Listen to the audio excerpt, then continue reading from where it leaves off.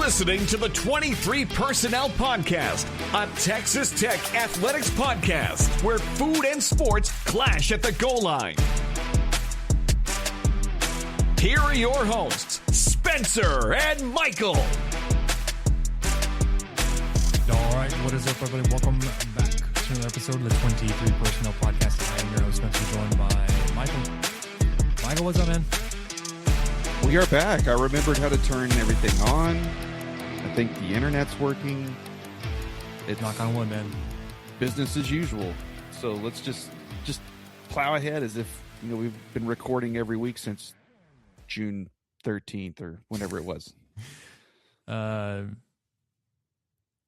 Everything going as usual. I am anticipating a full equipment shutdown, meltdown, and we'll have to pivot really quickly on the fly, but because I have it in my mind that for whatever reason, a new location that the soundboard's going to work.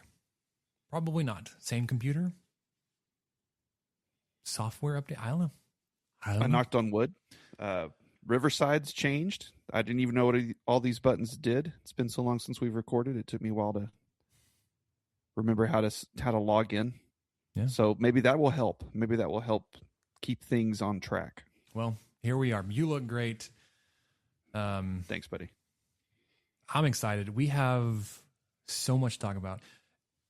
You mentioned we last recorded. It was the week of my birthday, back into June. Honestly, Michael, when we hit end on that recording on that stream, that may have been the last episode or the last full episode of the 23 Personnel Podcast, depending on how we felt after the summer. And then we were like, you know what? Let's give it a go. Let's keep it going. Football does that. Football brings us back out. Since then, I have really had my head in the sand. I don't know how many books I've read. Quite a few. Not like leather-bound books, but just like I was into the World Cup, but same. I got pulled into the Sorsby thing again. That was the last thing we talked about. There's some resolution there, which you'll go through. That I'm sure most everybody knows, but it's still just sure. I was out of it a little bit, but that you can kind of start to smell the pumpkin spice. Late July, Oktoberfest is hitting the shelves in the store. You're just like, it's almost football season. So we're back. We are so back. Nathan Collins, hey fellas, what is up, Nate? Thanks for tuning in. So you got the notification from YouTube. You're like, let's ride. Man, I appreciate it. Thanks for joining us. Appreciate you coming back. Yes, sir. Yeah. So tonight, I saw a notification somewhere that we are halfway through fall camp already, which is wild. Tonight we're going to get a what's new, what's changed since when we last spoke, but what's new for 2026. So we talked about my birthday last time. Since we last recorded, Michael's had a birthday. We are summer birthdays. Michael, how old are you now? What did you do for your birthday? I did. What good things are? I am the jolly old age of 43. I'm no longer the number that is the secret to the universe. So I don't have that going for me anymore. To be fair, I don't know if I ever said it when my birthday passed. I am 37 now. 37. See, we weren't even in high school at the same time. He's such a youngin. Gray hair, youngin. Oh my gosh. But anyways. you were learning the bass clef notes in 7th grade band when I was definitely not buying Copenhagen for guys on the basketball team. Okay, so I took the family to Balmorhea State Park. I want to go. And had a swim in one of, depending on where you read, but I believe it's the world's largest spring-fed swimming pool. Mm-hmm. Been around since the mid-30s. Had a great time. It was really a lot of fun. I'd never driven south of Pecos that direction before, and it's just incredible to be in that area of Texas for so long. And then as you drive south, you start seeing, hey, that's irrigated land. Wait a minute. Those are pivots. You start to all of a sudden feel like you're even in more of an oasis version of West Texas. And then there's some, I'm going to call them mountains because I live in Lubbock. There's some mountains in the background.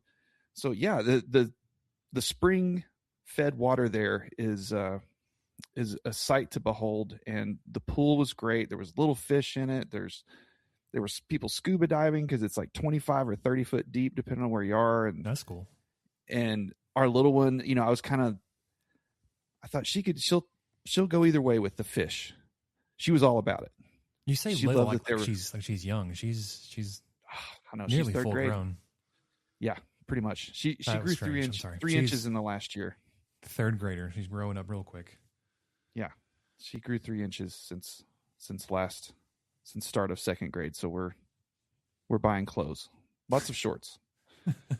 Gonna have to. But yeah, that was my birthday weekend, which is right around the 4th. So it was great. Had a wonderful time with the family, and am back and older, wiser. We yeah. shall see, but we move on.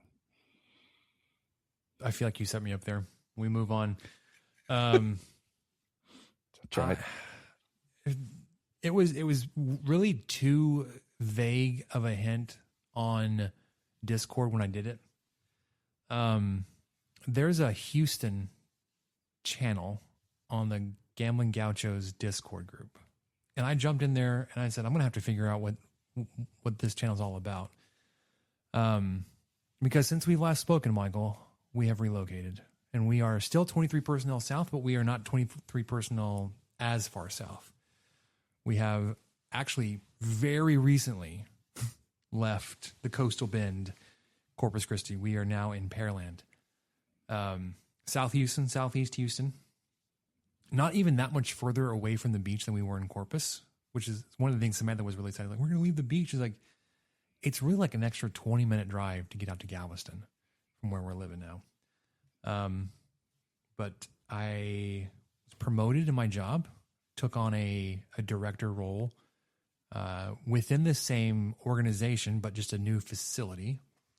So I got a pay increase. I'm bonus eligible now, which is huge. And I'm a one-man show at this hospital, this facility. So it's a great new-ish facility. I think it's like 10 years old, which means everything is still working just the way it's supposed to. As opposed to a hospital like one I came from in Corpus that was like 50 or 60 years old. Everything was falling apart. Not that it's a reflection of the company, just like, you know, industrial buildings need to be upkept. And it's expensive to do so. Anyways, we've moved. We are now in our own home. We've purchased. We're no longer renting. We are homeowners again. I was telling Samantha, my wife, I was like, how excited I am to have a place of our own, not just for the yard, but just like just our own place. We have a nice yard. We have a nice house. I was telling Michael before we hit record, it's bigger than we probably would have ever thought about purchasing. Not like it's not a mansion, it's not a castle, but it's nice, newish. It's renovated, recently renovated. Excited to be settling down again, not moving, hopefully anytime soon. But we're now in Pearland. So, Houston folks, let's ride. I'm a little frustrated, Michael. Had we done this a year ago, I would have been able to go to the Texas Tech Houston game in person. And now this year they're playing in Lubbock. Like, anyways. Well, and it's a Friday night game too, of much consternation depending upon who you ask. Yeah, I would have had to take a whole day off of work. Oh darn. So speaking of one man show, there's probably people that wish you did just continue your day job and make this a one man show. But I'm here. I'm here anyway. I haven't moved. I'm not going anywhere. But I guess as the kids say, I will not be apologizing. I will not be apologizing. Or the Conor McGregor. I apologize to absolutely no one. There you go. Although I think he has some more colorful language in their mail. A little bit. Speaking of one-man show, Michael, it felt like the Texas Tech news cycle was a one-man show this summer. Let's do a quick recap resolution here on Brendan Sorsby. You all know this, but since we last recorded, this has come to it's come to rest. I think you and I, like, especially me, I was going back and forth. Like, it was unclear whether or not he was actually going to be, allowed to play, finally cleared, and what that was going to look like. And because his injunction had been granted, but then like literally all hell broke loose. Everybody's like, screw Tech. They're destroying the integrity of the game. How could they do this? Blah, blah, blah. Yeah, we recorded during the 5-man round table or whatever. That thing came out as we were just getting going. It was like the day we recorded, I think. It was day of. And I do remember, I think ultimately I said a lot of words about the Sorsby situation, but ultimately I landed on, I just wish he would go. And thank you, Brendan Sorsby. Yeah. So doing that. Met with pretty universal opposition, except for, within, I would say, a majority of the Texas Tech fan base. There were even some Texas Tech fans that were very vocal about it. My biggest concern or issue with it was just like the PR professional in me says like this was handled very poorly. Like they were not transparent in the fact that like we're doing this for X, Y, and Z. And it almost felt like there was no expectation that he was actually going to be granted his injunction. And then when they were like, well, we're going to stick with them. Because like there were pieces of a foundation being laid, like when McGuire was talking to that Houston touchdown club, like, hey, even though he's been like granted this, doesn't mean he's absolutely going to play. Like there were pieces of that. Most people didn't believe him when he said that. A lot of people said like all the things that Texas Tech was doing was trying to clear the way for him to be able to play. Whatever. PR wise, handled very poorly. Outside of that, I don't think they did anything wrong. I think Texas Tech is still catching some heat for that. Anyways, through a pretty intense week, Sorsby and Texas Tech come to a mutual agreement. At least that's how they portrayed it publicly, that they were going to voluntarily separate. Sorsby dropped his suit against the NCAA, and Texas Tech Tech was the first one of the two, put out the statement that says Brendan Sorsby is no longer with the Texas Tech football program, and we mutually parted ways. And even in that, you got like a 2.5 or 3 page letter from Cody Campbell. It's like, just say the thing up front with your chest. Don't bury it. Don't try to just. Anyways, and then it was like, okay, well then he's gonna apply for the supplemental draft and he's gonna go be professional, and then and then the NFL was like, yeah, we're not holding a supplemental draft. The NFL informed all the teams that, hey, we're not going to hold it. Supposedly they'd made that decision before Sorsby indicated he was going to apply for the draft, which that just doesn't, that sounds fishy to me. It's like they did come back and say nobody else had applied, and Sorsby's application from their statement sounded like it was not incomplete, but very like surface level, like very, very plain and vanilla, like didn't get into anything. But that Sorsby application did not justify changing their decision to hold a supplemental draft. So no supplemental draft. Everybody's like, well, then he's going to go to the CFL or go play in these other leagues. And the CFL came out and said, hey, we're not going to permit Sorsby to sign with any CFL team. All this kind of stuff. Sorsby said, you know what? I'm going to sit out 2026 as the basically governing bodies would have had me do if I were going to be suspended for this season, and prepare for the 2027 NFL draft. And that's where he's at. He's preparing for the draft. He's not a part of the Texas Tech program. As far as I know, he's not working out at the Texas Tech facility. Not that I'd be opposed to it, but he's off doing his own prep work now. Best of luck to Mr. Sorsby in his professional endeavors. Agree. That ended about as well as it could have, I think. But man, I'm just glad it's over. Whatever happened is, I'm glad it's over. Can I? Okay, say space trust circle here, trust tree. Of course, always. When I got the notification preview on my phone that said Texas Tech and Brandon Scoresby are parting ways, there was a sigh of relief. I was like, okay, we're done. It's done. It's over. Because while I wholeheartedly agree and believe to my core that besides the PR mishap that Texas Tech had done nothing wrong and they were catching all this flack and heat for nothing, they were on the receiving end of all this hate and bad publicity.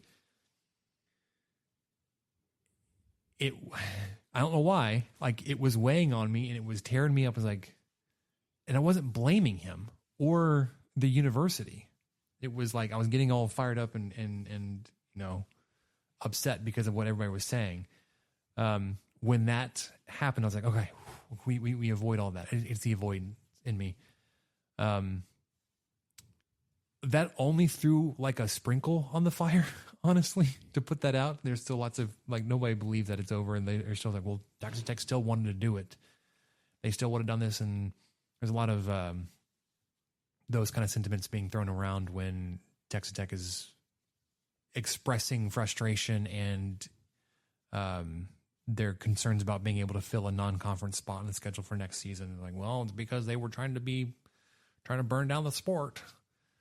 No. Yeah. No. Yeah. Which we'll get to that in a little bit, but right. In the Big 12 and their response. So we'll get to that too. But that was, hey, speaking of, it was going to be over, but it kept rolling in a different format. What's up?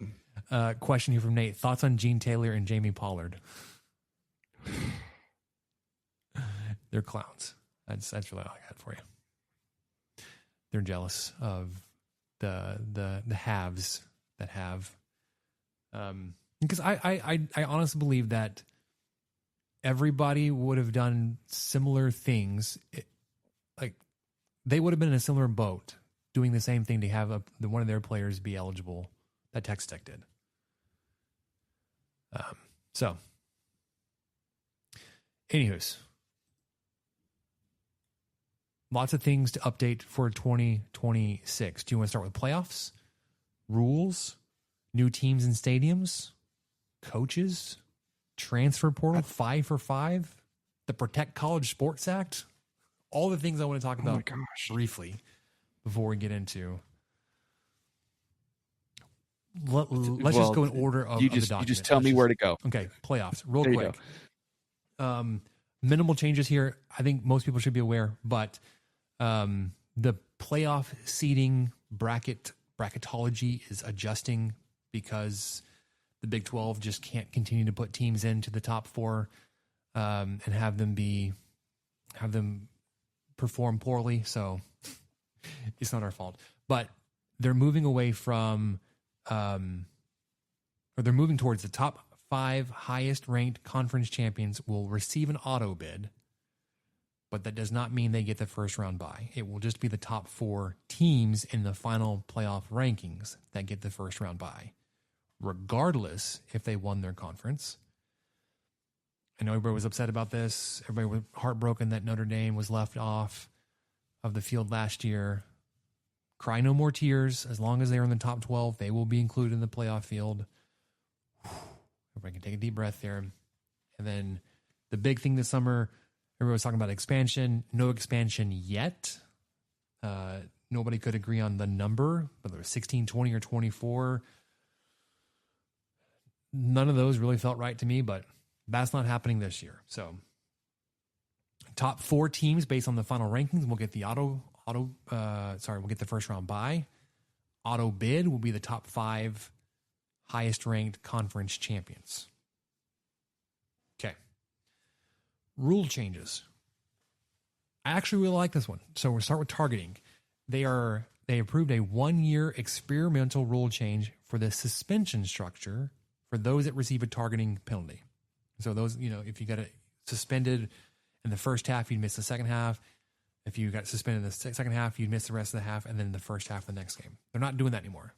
The first time you're ejected for targeting in 2026, the player will miss the remainder of the game, but no time in the following week. So sucks if you get it on opening kickoff, first quarter. Excuse me, you miss the whole entire game. Much better for you if you get a targeting penalty with 2 minutes to go in the fourth quarter. You will not miss any time in the second game.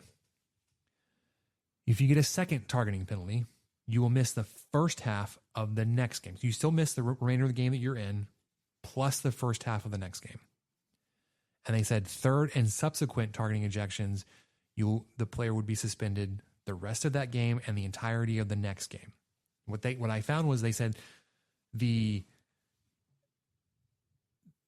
likelihood or the times it's happened where a player has been ejected more than twice in a season, extremely rare if ever. But they still had to have it. So you have this escalating penalty process. I like it that it ends, your punishment ends at the end of that game if it was your first targeting of the season. I like it too. I would like to see them add in a little bit more language to give some leeway on some obvious calls where the player was trying not to target or was trying to avoid the contact, but the contact still hit the bottom of the quarterback's face mask or whatever the case may be, with like the tip of the crown or, all that stuff. So I would love to see a little bit more leniency there in what actually targeting might be, but it's just so hard to determine intent when you're looking at something slow-mo at 32nd of a second. Yeah. I just missed the text, by the way. You it was Chase. Showed it up on there, and I forgot. He said, "We're so back." Chase. Welcome back. Oh, we're so back, buddy. Thanks for listening. Thanks for jumping on with us. Speaking of the replay, there's expanded video replay this season for the coaches. Conferences so this is for 2026. Conferences may allow real-time instant replay video to be sent directly to both coaching booths during the games. Like, what's the difference? Previously, all the booths had access to was the live broadcast feed. So whatever the broadcast truck was putting out there for the replay, that's all the coach's booth. Now they have the same access to the video, the bank of videos that the replay officials do. So gives them a little bit more to dive into if they want to determine challenges or replays, whatever. It probably makes very little difference because of how fast you'd have to make that decision. You can't be digging through video files and different feeds. Maybe this means that teams of well-funded programs are going to have entire video booths on their staff. I don't know. You added the link here. We'll touch on it here. I love this. The Big 12 is adding the review feed to this year's broadcast like the ACC did last year. So when a official is reviewing a play, you're going to get the same feed and the headset back and forth that the ACC was providing last year. You can hear the conversation going back and forth, what they're looking at, what the determining factors are, if there was enough evidence, blah, blah, blah. Fantastic transparency into the ACC. I think pretty universally, everybody liked and appreciated it. The Big 12 is going to do that this year. You did something right, Big 12. Let's go.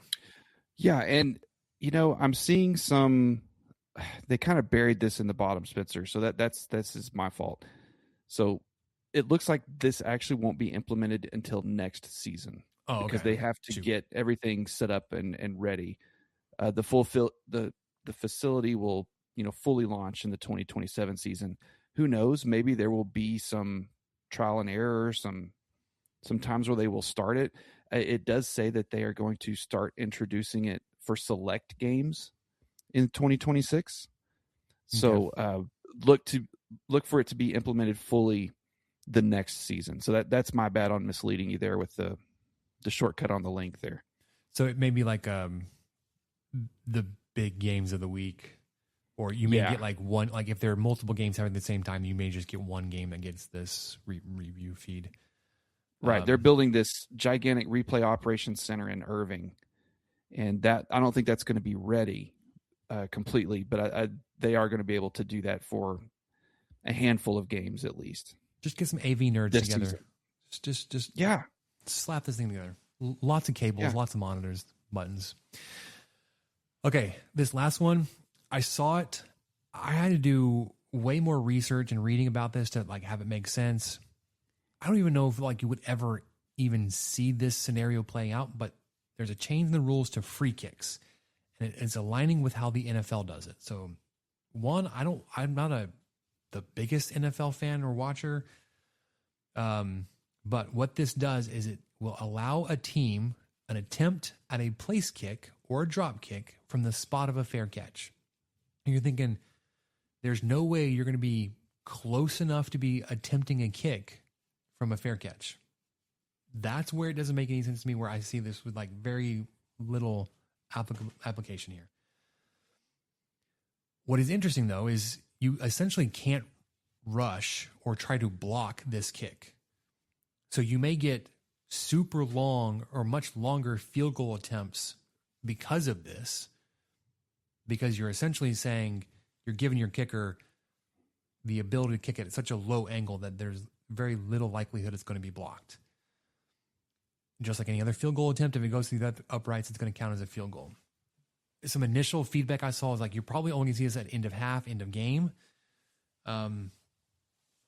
If you were able to somehow fair catch something within a long field goal type of range, you'd be able to attempt basically a free field goal without it, or not free, but a non-rushed, non-blocked kick attempt.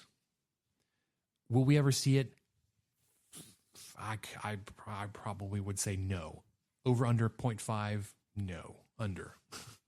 But it's in the books for 2026. This feels like a thing Dave Aranda would somehow figure out how to use. Or Tom Erdahl. The world's best special team. Kenny Perry probably just rolls his eyes like, this is stupid. Yeah, we don't know what this is. He wrote it down just so he could throw it in the trash. He did also mention there were some changes. Like this was part of the fall camp media day. He mentioned there were some changes to some blocking structures and the swinging gate. But I couldn't find any of the changes that he referenced. But that you may not see Texas Tech have a swinging gate extra point or 2-point try this season because of the rule changes. But it's probably just like the college football playoff rule, specifically targeted at Texas Tech somehow. Probably. Yeah. All right, new teams and stadiums. There are 2 new teams competing this season in FBS, whatever you call it. North Dakota State, I think everybody was talking about how they've been the FCS powerhouse for so long. They're moving up, and they're going to be in the Mountain West. Makes perfect sense with their alignment into that conference. Actually makes sense. Make that make sense. And then Sacramento State doesn't make sense because they basically signed away all their media revenue rights for forever, and they're going to play in the Mid-American. Although I have heard the less mature people bring it up, because they're being playing the MAC, you're going to get the Ball Sac game. Ball State, Sac State will have a matchup. So there you go, Ball Sac. Conference realignment is not dead. The Pac-12, like a zombie or a cockroach, you just can't kill it. So the Pac-12 is back. It had 2 legacy members from this past season. Remember, Michael, they just had two teams playing. Still somehow constitute a conference. Oregon State, Washington State. This is the Pac-12 state conference. They've added Boise State, Colorado State, Fresno State, San Diego State, Utah State, Texas State into the Pac-12. Do they have 12 members? No. Is Texas in the Pacific? No. Is Utah? No. Colorado? No. Idaho? No. Half of it's not even in the Pacific. It's not 12. But what it does do, I think, is actually fascinating. So they have 8 members. their scheduling for the last game of the season, I think, is going to be super intriguing. They're going to play 4 non-conference games and then 7 conference games round robin. Everyone plays each other. That's 11 games. They have 1 game on their schedule, last game of the year, where the conference is going to determine matchups to play for game 12 within the conference, although it will be a non-conference game, for a flex matchup that will be what's based on the best interest of the league, whether it's CFP implications, television value, or competitive balance. So, and hang on, it won't be announced until 6 days before. So, like, you get let's say week 12, Sunday, going into week 13, you're going to get the game number 12 matchups announced Sunday for that weekend. I mean, I love as this. a fan, I love it. yeah, as a fan that does not have a team in that conference and or season tickets for a team in that conference, fascinating. Yeah, how do you blown away by this idea? There's so many factors that could constitute it. What if there's a 3rd and 4th place team that you really want to play before you see who ends up in the Pac-12 championship or whatever it could be. I don't know. Maybe there's just this. Maybe there's a rematch worth revisiting. Maybe a lot has changed since they first played in September. Yeah, because if it was conference these teams game need to number go 1, at it again. Yeah. And since then they've both rattled off. They're 9-2 right now. They need to play each other again. Yeah, or I don't know. That's key crazy. Player was hurt, or they're back, or right. There's a team tied. There's 6-day win. Teams tied for 5th, or whatever. I don't know. There's so many things that could play into it. But yes, essentially, like the 6-day window you kind of get used to for like the TV announcements is like this is gonna be the matchup, and you could kind of similar to how the conference championship announcements, like Texas Tech knew, like, okay, going into the final game versus West Virginia, like Texas Tech was going to the Big 12 title game. But this is game number 12. It's not even like a conference championship game. That would be the next week. So I'm interested to see how it plays out. Yeah, and I wanted to bring up something. You're just kind of alluding to how strange this all feels, but Shelby with Seeing Scarlet had a great tweet the other day, and it was essentially Texas State Bobcats score the first goal in women's soccer in Pac-12 play. And then she said something along the lines of, that tweet would have just been unheard of 5 years ago.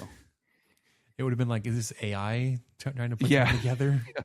Do we even know what AI was yet? It was Will Smith badly eating spaghetti. Yeah. Yeah, that's wild. Speaking of wild, Mountain West, the Wild West, UTEP and Northern Illinois are moving to the Mountain West, along with North Dakota State. So Mountain West is adding 3 new teams. UC Davis is joining the Mountain West for all sports except for football. Utah Tech is joining the Mountain West in baseball and men's soccer. So they're full membership schools in the Mountain West. So basically they're football schools. Air Force, Nevada, New Mexico, San Jose State, UNLV, Wyoming, Hawaii, Northern Illinois, North Dakota State, and UTEP. Is this one of the best? Okay, Hawaii's in there. They've got to play somewhere.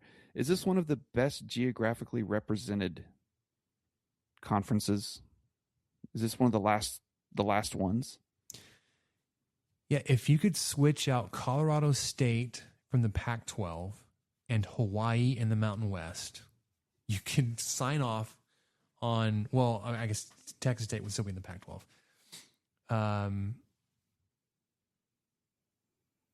But anyways, yeah. Pac-12's pretty geographically sound too, except for San Marcos. Yeah. Yeah, it's close. Okay. Good for them. Stadiums. You think like there shouldn't be a lot of movement for stadiums. Northwestern is opening their new football stadium, Ryan Field. It was kind of a joke that last season they were playing in a portable stadium, basically like the pop-up bleachers you would see at smaller school soccer fields on the banks of the lake there in Chicago. What lake is that? Travis. The Great Lakes. What is Mead? whichever one is. Anyways, Meredith. none of the above. Memphis, their stadium renovations are done. Texas Tech knows this when they played in the Memphis Bowl, the Liberty Bowl, not that long ago, where like we got hosed and we were Still on the mad. side of the stadium that was completely demolished. So mad. Sam Houston, they're moving back to their on-campus stadium, Elliott T. Bauer Stadium. They played. They actually played off campus in 2025. They're moving back. And then, not that you'd probably see this on TV broadcast, but Missouri and Tennessee both completed major renovations in their stadiums. But I think they're like suites and club level stuff. Not like not a new stadium, not major half renovations like Memphis had or whatever. Coaches. Let's do a quick update on the coaching carousel because some of these, like, it's good to refresh. Kyle Whittingham, Utah to Michigan. Lane Kiffin, how can you forget Ole Miss to LSU? You're going to hear a lot about that one in week 3 because they're playing on Saturday when Texas Tech should be gearing or having defeated Houston the night before. Eric Morris, North Texas to Oklahoma State. Obviously, everybody's going to hear about that for forever. John Summerall, Tulane to Florida. Alex Golesh, USF to Auburn. Ryan Silverfield, Memphis to Arkansas. So lots of movement within the SEC. In the Big 12, Colin Klein was Texas A&M's offensive coordinator to Kansas State's head coach. Bob Chesney, James Madison is now going to be the head coach at UCLA. The Oregon coordinators, Tosh Lupoi, went from the Oregon DC to the Cal head coach. Will Stein was the Oregon OC, he's now the Kentucky head coach. Jimmy Rogers, Washington State to Iowa State. James Franklin, Penn State to Virginia Tech. Matt Campbell, Iowa State to Penn State. Jim Mora, UConn to Colorado State. So update your Rolodexes, everybody. Yeah, my weekly breakfast with Matt Campbell is just harder to schedule now in that Eastern time zone. This is obviously not even a taste of all the transfers, but quick update. Make sure everybody's got their notepad out. Transfers. Sam Levitt, Arizona State to LSU. Josh Hoover, TCU to Indiana. Darian Mensah, Duke to Miami. Drew Mestemaker, North Texas to Oklahoma State. I included here because his brother won the Heisman. Alberto Mendoza, Indiana to Georgia Tech. And Dylan Raiola, bless him for trying to be Patrick Mahomes, Nebraska to Oregon. I would hold space here for a Tommy Castellanos. He may be finding a new spot from Florida State. Who knows? Damon Wilson, defensive end, Missouri to Miami. Prince Will Uman Milan, Ole Miss to LSU. Coy Parrish, safety, Minnesota to Oregon. Cam Coleman was a wide receiver Texas Tech was really heavily into. Auburn to Texas. Jordan Seaton, the tackle from Colorado, has landed at LSU. Amarian Miller, Colorado to Arizona State. Who's going to be throwing him the ball? Who knows? I think even their transfer quarterback at Arizona State is still he's still in a position battle there. Jace Brown, Kansas State to LSU. And Wendell Gregory, defensive end from Oklahoma State to Kansas State. So most of those guys, top of the list, transfer targets or from the Big 12 or guys that Texas Tech were in on. More recently, 5 for 5 has come out, Mike. We've been hearing about this for a minute. Essentially what it is, blanket ruling, and yet even then, NCAA bungled it. Players will get 5 calendar years to play 5 years of eligibility in all their sports. Players up through the 2021 class had all additional years of eligibility because of COVID extensions. Everybody from 2023 on was kind of grandfathered into grant for 5 for 5, left hanging out there 2022 guys. So you saw a string of not injunctions, restraining orders filed, trying to get eligibility restored for them because they would have had 4 years of eligibility expired, even though everybody around them was getting a 5th year. But essentially,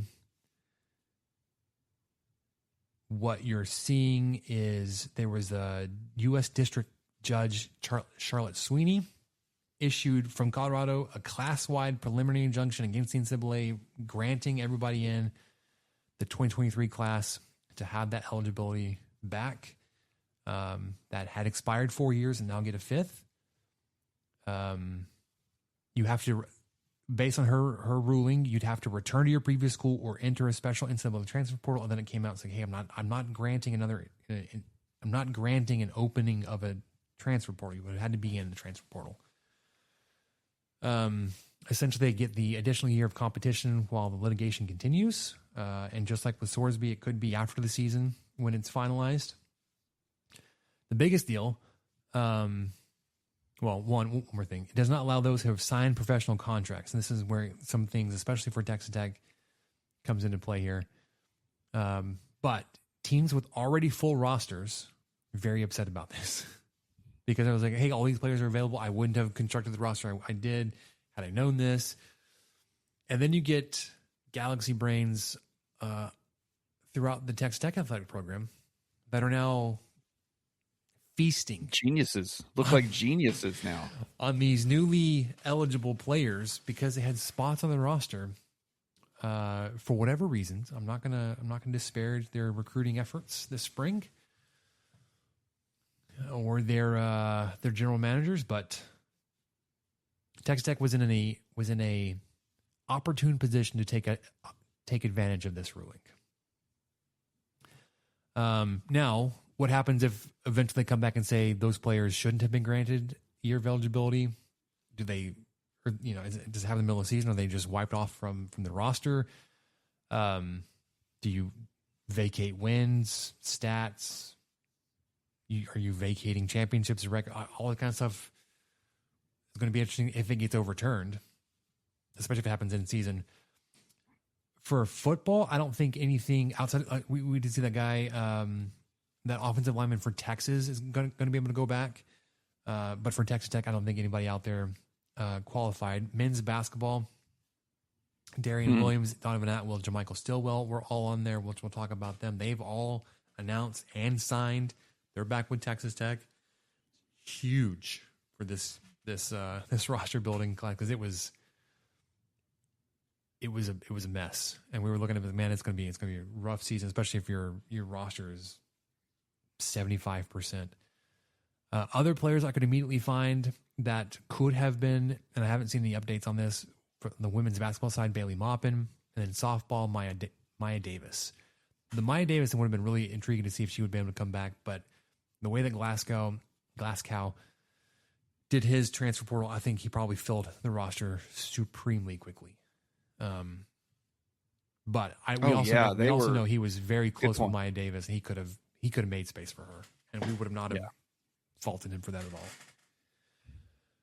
So, yeah, I know Maupin practiced with one of the WNBA teams, but I don't think she was ever signed or had any sort of contract inked. So there's a chance there, but I think similarly, that roster was pretty much set months ago. So I think they're in the same boat. But who knows? There could be a path. Yeah. Two more things, and this is me spitting a lot of words out at you. Protect College Sports Act. Essentially trying to get some kind of overarching. Sorry. It's a very strange noise from outside the hall. Governing body, some kind of governance for college athletics. As of when I made the notes, one of the biggest things was revenue sharing was still kind of being debated.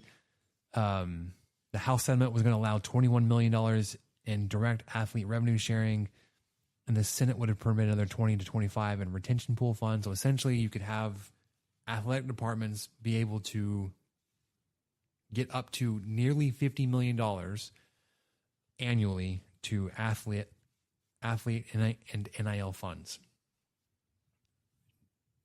A lot of debate and discourse back and forth between programs that could maybe do that for a season, that could reach up and do that. Someone saying, well, that the 50 million would be an absolute ceiling for some, and it would be the floor for others. You probably just get a whole new wave of people figuring out how to get around that number. So there was that aspect of it. Conference realignment would have been limited. No conferences of more than 19 members. And it would have required schools leaving a power conference to spend 5 years as an independent before joining a new conference. Again, essentially saying you got to go be on your own so long that it wouldn't have been financially feasible. Again, trying to like just cut off realignment. And then how would all this be policed and enforced? Because we know just because you say like we're the new governing body doesn't mean everybody's going to follow the rules and you are going to have the absolute authority to do this, and how that would play out with the NCAA. So, last thing, World Cup. Michael, you said you got into it.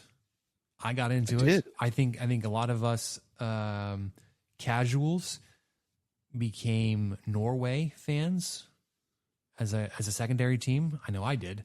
I especially loved watching Erling Haaland play. He just made it look so effortless. He was so dang good. He's inevitable. Rising superstar. Say what you want about like the aging of Messi and Ronaldo. Messi still was absolutely incredible. Yeah. Ronaldo is old. But I very much enjoyed watching the World Cup. Even though the U.S. not that they were like upset or eliminated earlier than they should have been, but when they went up against a quality team, it looked bad. Yeah, they looked like they were in a different league. Finally going out. Gosh, who was it? Belgium. Yeah, Belgium just thrashed them. I mean, it was with their stupid baby blue and pink uniforms. Oh man, but yeah, I was really into the World Cup too. This is the first time, to be honest, that I'd really given it much of a chance, and a lot of it was because it was in the U.S. and so the games were at times that made sense and to those of us who live in the central time zone. You know, I mean, even if the game was in Canada or Mexico, especially if it was in Mexico, actually, oh my gosh, the times made more sense. The games in Mexico environments were just absolutely insane. Loved it. Bonkers. Yeah, I did too. I really enjoyed the first rounds. I got kind of spoiled to it. You know, almost 3 or 4 days of the week, you come home from work and there's a World Cup game on. Or all two, right. or who three. are these teams? Who's this country? I don't know. That's fine. It's green coral. Who was that? There was like this tiny country, 100,000 people or something. Ivory Coast. Yeah. Well, I had green in there, so that was a color at least. I was close, but yeah, we were totally into it. We watched as much as we could. I don't really think I even got to pick a favorite team. I mean, I watched every USA match, but I didn't really pick a favorite team till way too late because I was just enjoying it so much. And then I think every time I picked a team that I really wanted to win, they lost. So I just, whatever, that's fine. But the guy you mentioned plays for Man City. So we're going to try our hand at watching some Premier League matches this year. We watched a little bit. There was a friendly versus Arsenal, and it was just terrible. Arsenal scored, I think, in the first 30 seconds versus Man City on Sunday, and then it was just, that was it. I think they won 3. It was either 3-0 or 3-1. It was just never close. So Man City lost their friendly, but I don't think the real season starts quote unquote real season starts this Sunday, possibly. I think the 23rd is when Premier League kicks off. So if you have Peacock and if you're home, maybe getting ready for church Sunday morning, or if you're skipping that day and watching it on video, you might be able to catch some Premier League soccer. But we're going to try a little bit because we enjoyed it so much. We went to a couple of, I think maybe just one. I think I only went to one watch party to see the U.S. play at Two Docks, and that was a blast. And it was, I'm just kind of blown away and feel like I've missed out so much for the last many years. But I think the next World Cup will be in between Spain and Morocco and Portugal. I think it's going to be in that part of the country. So unfortunately, the times will probably be terrible again for us in the central time zone, but we'll try to tune in anyway. Yeah, so Spain ended up winning it all. Mm-hmm. Dominated. Well, it's because defensively dominated. Like it wasn't like they were off. Like I think they allowed the least amount of shots of anybody in World Cup history. I think they gave up 2 goals total. I was trying to find a football equivalent to that in my head. To me, it would be something like their defense just never allowed a score in the red zone all game and rarely let them even cross the 50. I don't even know what they just couldn't do anything. Even with Messi, they could do nothing. And I don't think they even got a shot till it was late. Did that go into extras? It was really late. I think it was past regulation. Sorry, it's been a month or two since this game. It's been at least a full month, yeah. Yeah, that was dominating performance. Like you said, not on the scoreboard, but man, if you watched it, 19 shots to 1 or whatever it was, and that keeper had the most saves ever in a World Cup game. And some of them were just mind-blowing. Yeah. So, I can't think of a football comparison. I should have put some thought into this. I only had a few months since we recorded. And then Argentina's luck right now. They had so many late game heroics. That comeback that I can't remember who they were playing, but they were playing in Atlanta.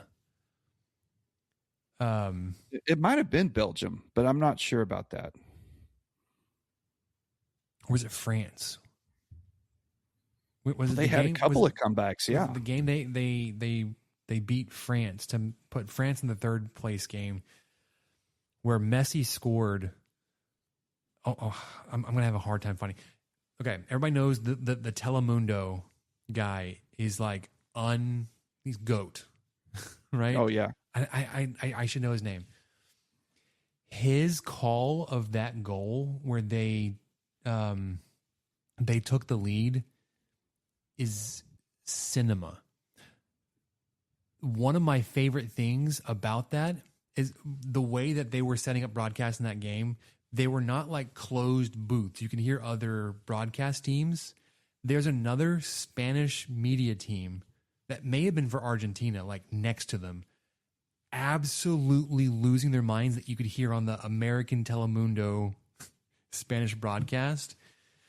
It was fantastic. But if you haven't seen it, what? Cantor's the name. Oh, okay, Cantor. Unbelievable. Goal. And it was versus, it's like 40 seconds long. Probably the one you're thinking of was versus England. Yes, it was England. It was a comeback versus England in Atlanta.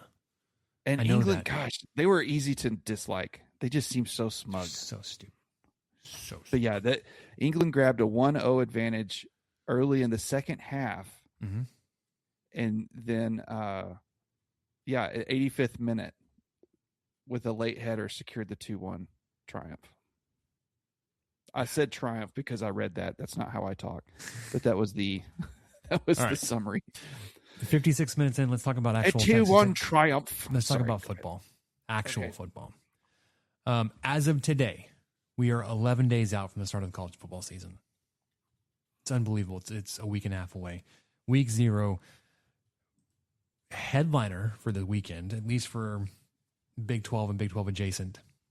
TCU and North Carolina in Ireland in the overseas game. The loser of this game has historically been off to a horrendous season. Kansas State lost this game last year versus Iowa State.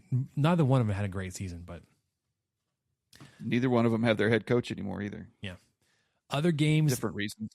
That weekend, that Saturday the 29th, San Jose State at number 14 USC. NC State at Virginia. That could be a good one. Ooh. Jacksonville State at North Dakota State. So North Dakota State getting on, Division I play started opening weekend. Sacramento State at Eastern Michigan. Hawaii at Stanford. New Mexico State at Florida State. Memphis at UNLV. A full day, man. You're starting at 11 a.m. I know. With TCU. You're ending with that Memphis UNLV game at 9. It's 9 p.m. kickoff in Allegiant Stadium. So well spaced. There's a couple concurrent ones, but it used to be good week 0 stuff. Yeah, it used to be you got one game on week 0. When they were like this whole thing started, like one game. You're like, I'll watch it because it's the only thing on. And now you've got eight games Saturday the 29th. And then Thursday, week 1, you've got 1, 2, 3, 4, 5, 6, 7, 8, 9, 10, 11. 11 games Thursday night. That kick off between 5 p.m. and 8 p.m. Yeah, and I can't believe that they actually wait until 5. How wonderful is that? Now, sorry, West Coast people, you're going to miss, which really matters to you because this is, especially those of you in LA, Massachusetts versus Rutgers. That's a game you need to watch. Sure, they do. That's one of your Big Ten brethren going on board. You got to scout the Scarlet Knights, make sure that you're up to date on how they're going to be if you get the Big Ten network. Yeah, by the Coliseum. But you've also got 3 Big 12 teams in action that night. You get Bethune-Cookman at UCF. You've got Colorado at Georgia Tech, and Idaho at Utah, amongst others. You can get a handful of games on Friday. San Jose State. Sacrilegious. They play both of their opening. I was going to say both of their first 2 opening games, not on a Saturday, but week 1, week 0 is a Saturday. UTEP at Oklahoma, Long Island at Kansas, Toledo at Michigan State, Miami at Stanford. What a way to start your season, Miami. Fresno State at USC. And then it all kicks off Saturday the 5th with a bajillion games. Everybody else is playing. So would you, oh my gosh, yeah. And we're going till midnight because Hawaii's not in there. They play at 9 p.m. Interesting. But Nevada is the latest kickoff is 9:30. Yeah, Nevada's the latest. So and 3 games week 0 shenanigans. The way the Big 12's working, Texas Tech is going to draw the short straw or the whatever you want to call it. I know people are pretty polarized about this game. Would you go to a Dublin game to watch your Texas Tech Red Raiders? No. Would you go if you were given everything to go? Like if it was, all right, here's a trip, here's the airline ticket, here's where you're going to stay, here's your ticket to the game. Would you still turn it down? If it was absolutely free, maybe I would go. But that's the point. I guess it's sad that like I can't immediately say you had to think about it. Would you? If everything was free, would you go? 100%. Okay. I would love it. I would consider paying my own way even to go to that because I've never been to Ireland. You could make a week out of it or whatever. And then you get to go watch your team play in a giant soccer stadium.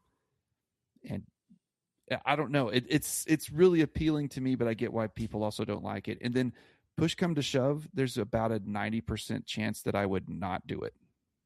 Probably closer to 95. Well, Michael, it would cost this many $1,000 to go. And then I'm going to go, yeah, I don't think so. Probably not. I don't know. Never mind. It may be because I have no desire to go to Ireland. Oh, I do. Like if for whatever reason they were playing this game in like Germany or Austria. Oh, sure. All right. If everything's paid for, yeah, sign me up. I'll go. Ireland is like there's for whatever reason I don't even know what it is. It's not like I'm anti-Irish or Ireland or anything. I'm just like, well, it sounds like it. Sounds like you are actually. There's just no draw for me. Well,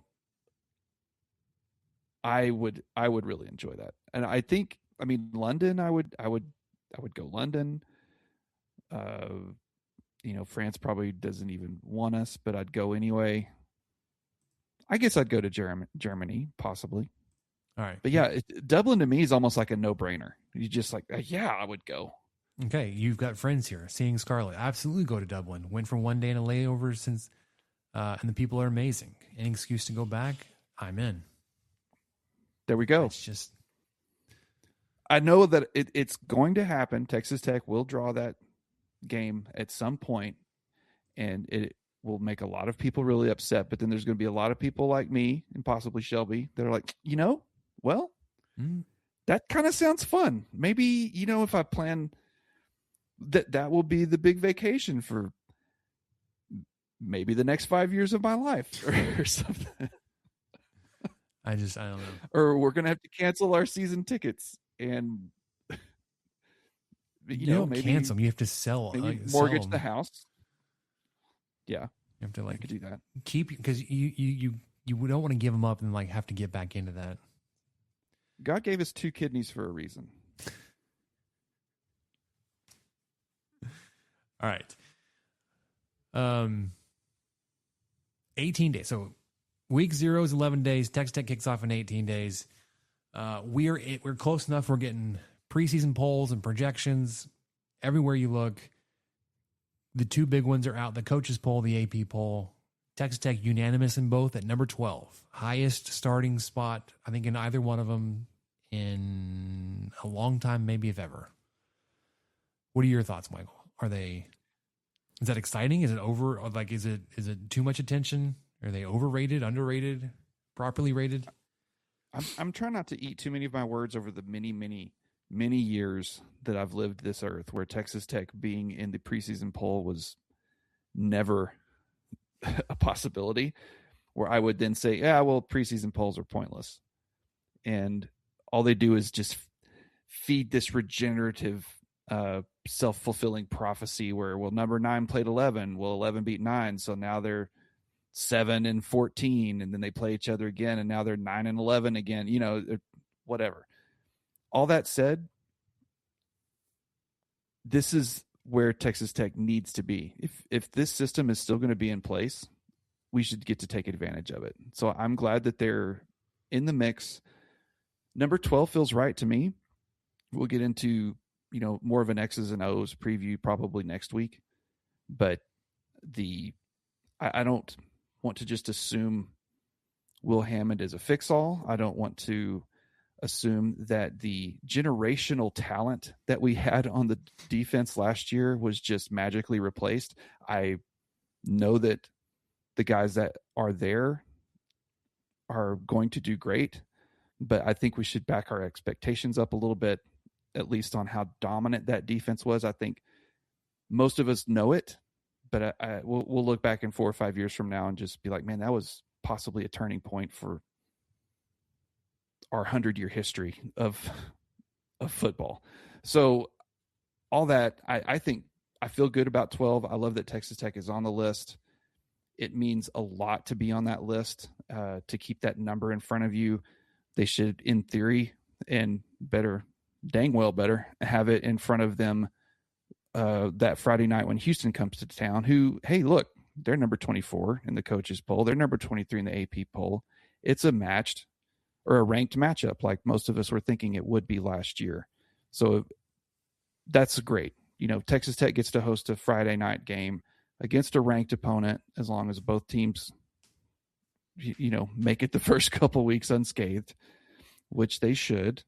Actually, I haven't looked at Houston's schedule, but I'm just going to assume they will. I like it. I love having the number by the name. I know that it still drives me nuts to some aspect of it, but man, if they're still going to do it, Texas Tech needs it. What do you think? Do you feel like they were too high or too low? I think I'm not at all surprised that they're not in the top 10, but I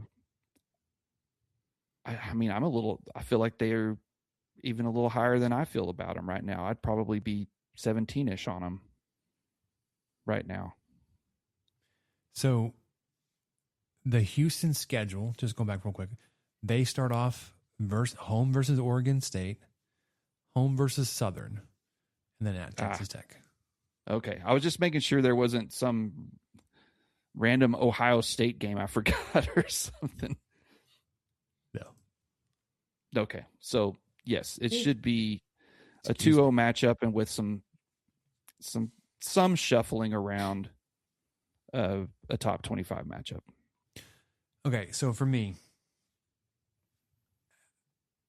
there were points you made that would indicate that, a 12 would be a good spot for Texas Tech to land, replacing all the players they lost on offense, but especially on defense. I had multiple thoughts. They're like, well, you don't have to be as good on defense to still be really good. It's according to the PFF guys, who are now the walk-on guys, you had the number 1 EPA defense going back as far as they had data. It was 13 years. And it could have been even further than that if they had the data for it. You don't have to have the number 1 defense to be as good as you were. You were winning games by 3.5 touchdowns. You can win games by 2.5 touchdowns this season and still have a really good. Anyways, so honestly, 12 felt a little low, and not it needs to be top 5. 8 to 10, I thought would have been a great spot. But to your you gotta look around at the rest of the country, what everybody else did and what their stories were and all the stuff is well, okay. It is what it is, because at this point last season, you were unranked and you weren't even being talked about. You and I were really high on the Red Raiders last season at this point. And I, at the time, felt a little ridiculous when I gave you a 12-0 prediction. And ended up being 1 game off.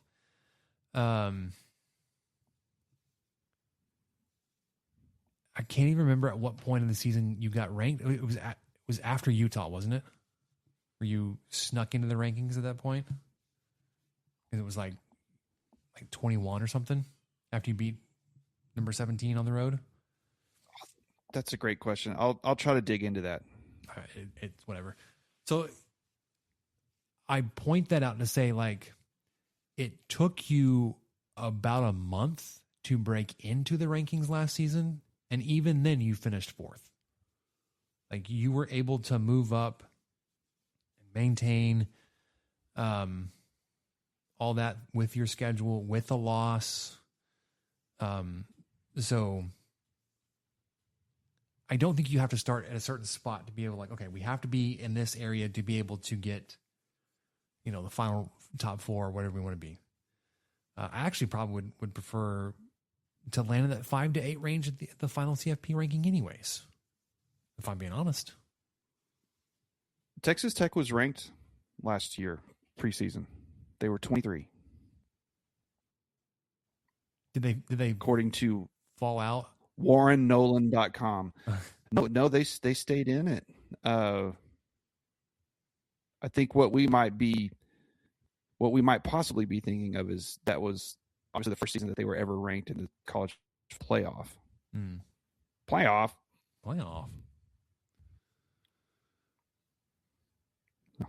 Did my computer freeze? Anyway, yeah, I think they were ranked last year. I'm showing they were ranked 23rd in the AP and 24 in the coaches. Okay. And they did jump up. So after week 3, they from 21 to 17, which is when they went to Utah, I believe. And then after they beat Utah, they went to 12. Okay. It was a big jump after Utah. Yeah. All right. So, yeah, I mean, preseason polls are pretty useless. But unless you're on it. It's a good spot to be when you start on it. Yeah, that's what I was going to get to. This was a long time ago, Michael. You want to talk back just for a minute about Big 12 Media Days? Yeah, just a little bit. I mean, there's not a ton I wanted to cover. The main thing was just I'm not going to get too in depth into Sean Dillon's question and what he asked Yormark, but see, that's like the only thing I Yormark's do want to arrogance talk about. was.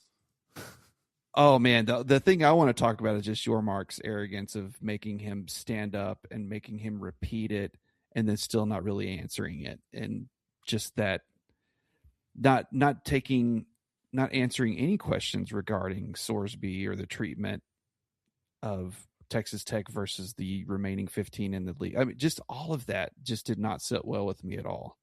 Yeah, did you want to go into what Dillon actually asked? Well, okay. I'm not going to pick apart his question. And I think the heart of his question was fair to be asked. Talking about you were trying to sell us conference on 16 teams together moving ahead as one.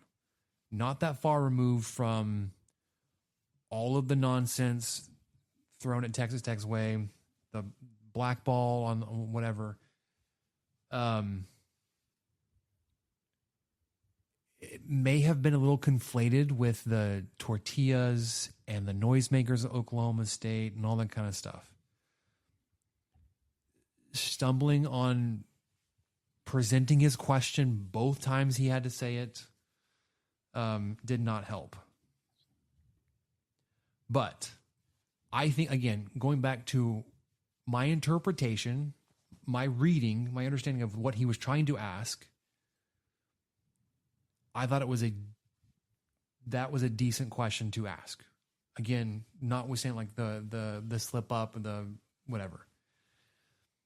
I thought Yormark being a giant a-hole, trying to flex on him and say, stand up and say it again. Like that's some kind of power move. Yes. Okay, he stood up and said it again. Like you couldn't hear him. He was speaking into a microphone. Now you can see all the people like around him, like cringing and all this kind of stuff. One, good on you, Sean, for not, you're not, cowering in that moment. That like, I mean, I don't know how I would have responded had I asked that question, knowing it was kind of confrontational, and the person said, "Stand up and say it again." Like, would I have been, I had my wits about me enough to be like, "No, I think you heard what I said." Yeah, that's immediate. I would have completely turned combative. So, way to stick professional on that, Mr. Dillon, because I would have. You heard me, but then you know exactly what I just said. So he goes to come down here, and then I'll tell you what I said if you really want to know. Yeah. He goes through all that, makes him stand up and say it again, and then he like finds this minute little detail that he disagreed with to dismiss the entire question. He didn't even answer it, and the question before it was also from a Texas Tech media person, where he just looked like this is not the time to talk about it. It's like, well, when is the time to talk about it? Like, well, this is the media setting right. in the big like. This is the time. This is a time, whatever. Biggest story of the Big 12 since April, and this is not the time to talk about it. GTFO, man. Where do you think you are? Look around. Where do you think this is? It's the Big 12 Media Days. Oh, it's not the time to talk about the biggest story that we've arguably the biggest story we've had in the last 3 years. Okay. Well. And then, screw me then. I guess I'll go home. This isn't the time to talk about it. Yeah. Ah, just the arrogance of that. And then the other thing that was like it, I feel like it kind of got like overshadowed by all of that little bit of extra attention, but the Monster Energy deal. Ugh. Again, like it seems pretty universally disliked. We didn't get this comment. We saved it till now because we wanted to make sure that it wasn't lost. But from Chase, he asked that we see that the Big 12 is now hiring someone to be put in charge of partnerships. Said it's a legit job posting. Whoever made this monster deal got canned. So was that supposed to be a pun? Because that was really good.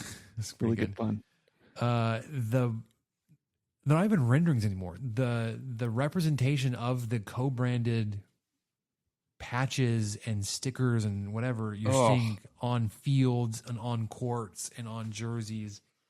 I saw the you see Supermarkets Arena. Yeah, I saw that one today in the lane.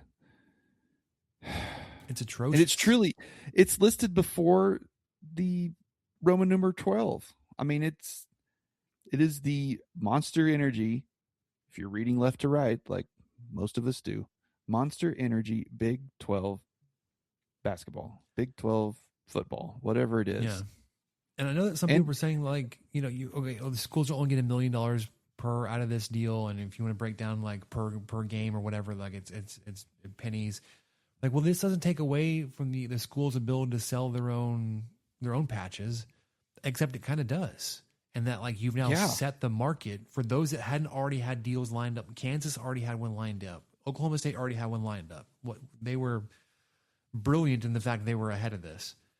But now you can't go to a local media partner and be like, hey, we want to sell you the other patch for $5 million. Like, no, really? Monster got it for $1 million.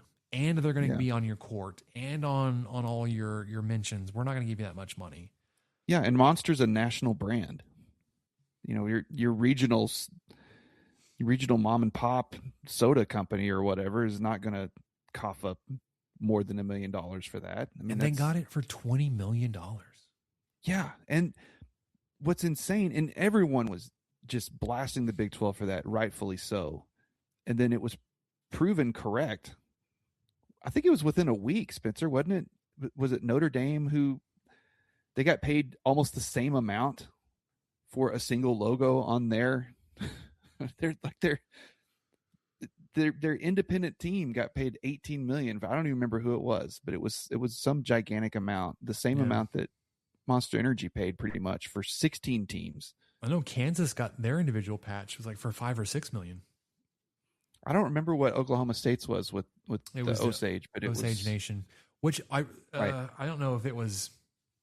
Do you see they filed for bankruptcy? No, or some kind of they're in some kind of financial issue. Maybe possibly separate from. Yeah, I don't know, because I think the patch is technically from. I don't know how the entities are separated. Okay, sorry. There was in Oklahoma. They declared and subsequently lifted a brief state of emergency. So it's been lifted, but it was driven by budget constraints, projected revenue shortfalls, and expiring federal funds. Okay, so I did not see the update that had been lifted. So.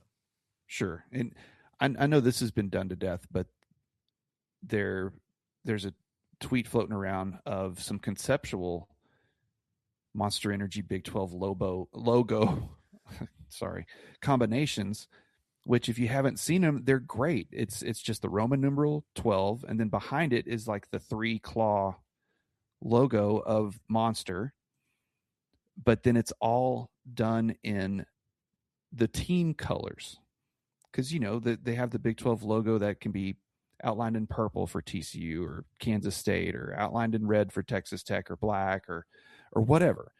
And so there are mock-ups of that on Twitter that actually look really sharp and would be a cool way to blend the two logos together and keep the color scheme going for and give the teams options. But no, you're stuck with that ugly green just right next to a Roman numeral 12 on a black block with some outline on it. I think the outline might be red. It's just hideous. Is that the black and red? Is that the Texas Tech treatment of the Big 12 logo? Does like each team have their own? Okay, it's just the Big 12 is. That's the thing. I wish they would. But I don't think they get that. The Big 12 logo is just typically red, outlined in red. So I don't know, because Kansas's when they showed their football uniforms recently with that hideous logo on it that practically covers or partially covers the top bar of the K in Kansas. I mean, it's insane. I've got to look that up. I'll pull it up so I can throw that in there. The other thing came out right around terrible Big 12 Media Days was the NCAA sent a letter to Cincinnati informing them of their intent to investigate into the Brendan Sorsby stuff. And as of August 18th, I have not heard anything else. So a whole lot of nothing. Following that, not that long after that, Texas Tech held their media day. I would jot down a couple of yeah, they're like, okay, sorry, you just dropped the picture in there for Kansas's patch. Yeah, it definitely is covering part of the K in Kansas. Yeah. And then there are other the private one they did, XRP, it was Ripple. It was a blockchain company. It was a 5-year deal for $30 million. So their patches are $6 million. And even then, it's like, so above the space between A and S in Kansas is the Adidas patch. The Ripple patches above that is like almost up on the collar, which is just kind of funny. But yeah, the picture there that's horrendous. That's awful. So I was taking quick notes, listening to the media availabilities from the Texas Tech Media Day when they were doing the live broadcast. I wasn't going through and doing the ones that were captured by the local media. Our guy, Rob Bro or David Collier or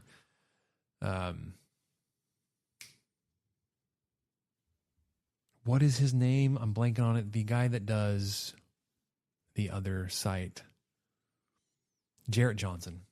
I've listened to a lot of their content, but that's not what I'm talking about here. Will Hammond, one of his the big things I was pulling from him was he was talking about from his recovery. One of the big things he's working on is focusing on being able to throw with a run. At that point he had been named QB1, the starter for week 1. And he said the biggest thing for me is going to be trying to get the most out of the guys around me in the locker room. Not like I have to be the starting quarterback of the D1 team. I have to go lead this team to so many wins. I have to whatever. He was talking about being able to pull the most out of the guys around him. It's like that's very mature for a dude that's maybe 20 years old. And he had a good example of that. I know that Morton had some on the field performance issues that a lot of people like to ding him on, but I don't think his off the field stuff can be questioned. I think he was an excellent leader and great and a great teammate, and I think that's what Hammond's, who he's been under for the last 3 seasons. Oh, excuse me. He also mentioned he's been working out with the same quarterbacks coach that leads Patrick Mahomes. So it's not bad. Cliff Kingsbury? No. Oh. He did mention that, like, while he's kind of known for his mobility, that the running backs are going to get the majority of the carrying yards, the rushing yards. Yes, please. We will like that, especially with the 3 guys you got coming back and how highly touted those guys are. The running back room, some are saying best in the country. I kind of forget about the running back room. Maybe we should have been a top 10 preseason team, Spencer. I think you're onto something. That's pretty salty. Okay, so Shieldwood was up next. I should take a note of who asked him this. It was one of the very first questions. He said, just want to confirm your stance. Do you still believe that stats are for losers? This was a quote that he said last year. And then he kind of joked, like, I don't even remember saying it. He's like, yeah, I remember saying it. But no, he doubled it. Like, yeah, stats are for losers.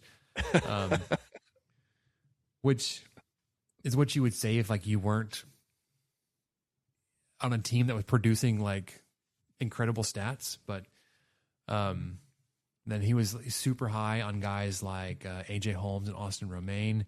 Of course, you'd expect that of Holmes being someone that's been with him for now, this third season at Houston, now here at Texas Tech, preseason Big 12 Defensive Player of the Year. Romaine is a highly touted linebacker transfer, but super high on their impact.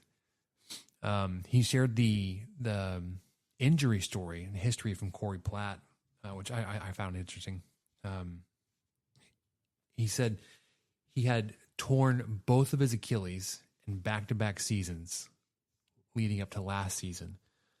One was near the end of the game one of 20, I guess it would have been 2023.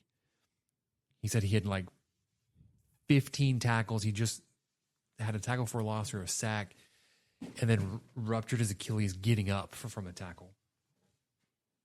Missed the rest of that year. And then late in fall camp the next year, ruptured the other one. Missed all of 2024. Gosh. But did play some last season. Did actually play against Texas Tech in that game. And then he was super high on a member of his staff, Rob Green. For those that remember, he was actually courted to be a defensive coordinator at a couple of different schools. Wood, in his availability, said even while it was a Power 4, since come out, that was Purdue. He was offered the defensive coordinator position at Purdue and then another one somewhere else. But with the staff changes, being able to elevate his position and pay, they've been together for a few seasons on a few different staffs, kept him on, which is just huge. And then Leftwich, I pulled a couple of things from his availability. He said he's looking to streamline the offense. And I guess you can go two ways with that. Like, you're trying to simplify it and dumb it down for younger guys, new guys, like as many new guys as you have on the team. But you can also say, like, it's really not that complicated to run left, run straight, run right. If you want to run the dang ball, we don't have to get cutesy about it. You can get cute on how you figure out how to make sure all three of those guys are happy, and maybe getting two of those guys in the field at the same time. Maybe getting all three of them on the field at the same time if you want to kind of flex out Jacoby Williams into like a slot receiver type of role, put him in motion. But the other thing, he did mention that he's expanding the package knowledge for Jacoby Williams in the terms of like getting him comfortable in more formations, more positions. It did not deny or shy away from comparisons to Malachi Toney, which is just fascinating to hear. So that happened. That was ahead of fall camp. Fall camp officially started 13 days ago, almost 2 full weeks ago. Wednesday the 5th. I made a joke here that there are enough uniform number changes. You'll probably need to have a roster with you in game one. Like you go into the spring game and they hand out the paper rosters. You may need to bring one or take a screenshot on your phone and have that ready to go because there's just enough different there. I'm not going to run through all of them. I'll tell you, well, Micah Hudson was wearing 14 last year. He's going to be wearing 1 this year. I'm not going to do that to you. There's the one you get. There you go. And then I had started a note here that the PFF guys, who are now the walked-on guys, they had rated the running back room as number 1 in the country. And they had also talked about going back to the defensive grading I mentioned earlier. Recently, I think it was following the it was the What's Next podcast with Giovanetti. Gio asked McGuire. So I know that like a lot of people will say now that you've won the conference, you got that kind of goal achieved. Like, what's the fire for this season? Like, what's the big goal? And he said, honestly, like losing the way we did to Oregon left a bad taste in all of our mouths. Like, we have to go out there and prove that that's not who we are as a program. That we have to go do something about that. And he also said, honestly, like winning the conference is great. But he said outside of Oklahoma, nobody's been a repeat back-to-back except until you go all the way back to 2013, 2014 with Baylor, where they won it one year and then shared it the next year. He's like, it's been 12 years that somebody not named Oklahoma, who's not even in this conference, has won this thing in back-to-back years. He's like, let's go do that. Let's do it again. Let's run it back. Let's go score a point in a playoff game. Please. There was this little tidbit I picked up on in one of the reports that the director of player personnel, who has done the research and crunched the numbers, he determined that the Texas Tech defense, that will be the 2026 defense. Everybody talks about all the guys you've lost and all of the talent that's gone off the NFL. But the Texas Tech defense for 2026 is returning the most amount of snaps played in all of college, the D1 level, and that's excluding time or snaps that somebody has played on special teams. So true defensive snaps only. Texas Tech is returning the most experienced defense. Granted, that's not all at Texas Tech, but it's also not saying, oh, we're returning 2,000 snaps. Well, that guy's been on special teams for 3 years. No, it's like the guys that play defense full-time, these are the stats we're counting. That's the most. It's hard not to be intrigued by that. Cam Dickey. Sorry, what were you going to say? I was just saying I'm beginning to believe again. You got 18 days to buy in, Michael. We're going to go through our schedule preview next week, but that schedule is it's tasty. Rosy. Cam Dickey announced the Maxwell Award watch list.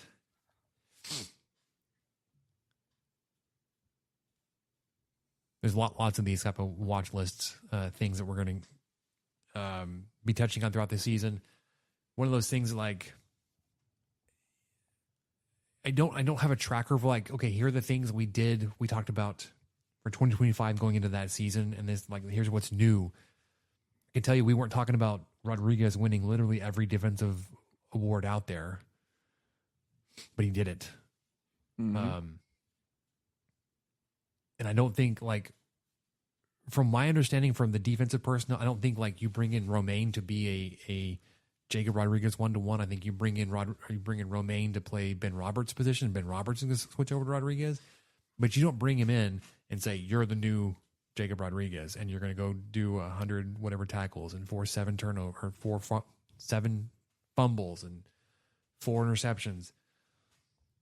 But in the aggregate, just like you're saying, hey, we're not going to have somebody that's going to have 14.5 sacks, probably. But this team may amass more than 41 sacks, which is what the number was last season. Sign me up for that. Not that I don't want a David Bailey on my team every single year, because that dude was singular. To borrow a word from the Gauchos, from Kyle, but. All right, we talked a lot about money things at Texas Tech. There are a couple things that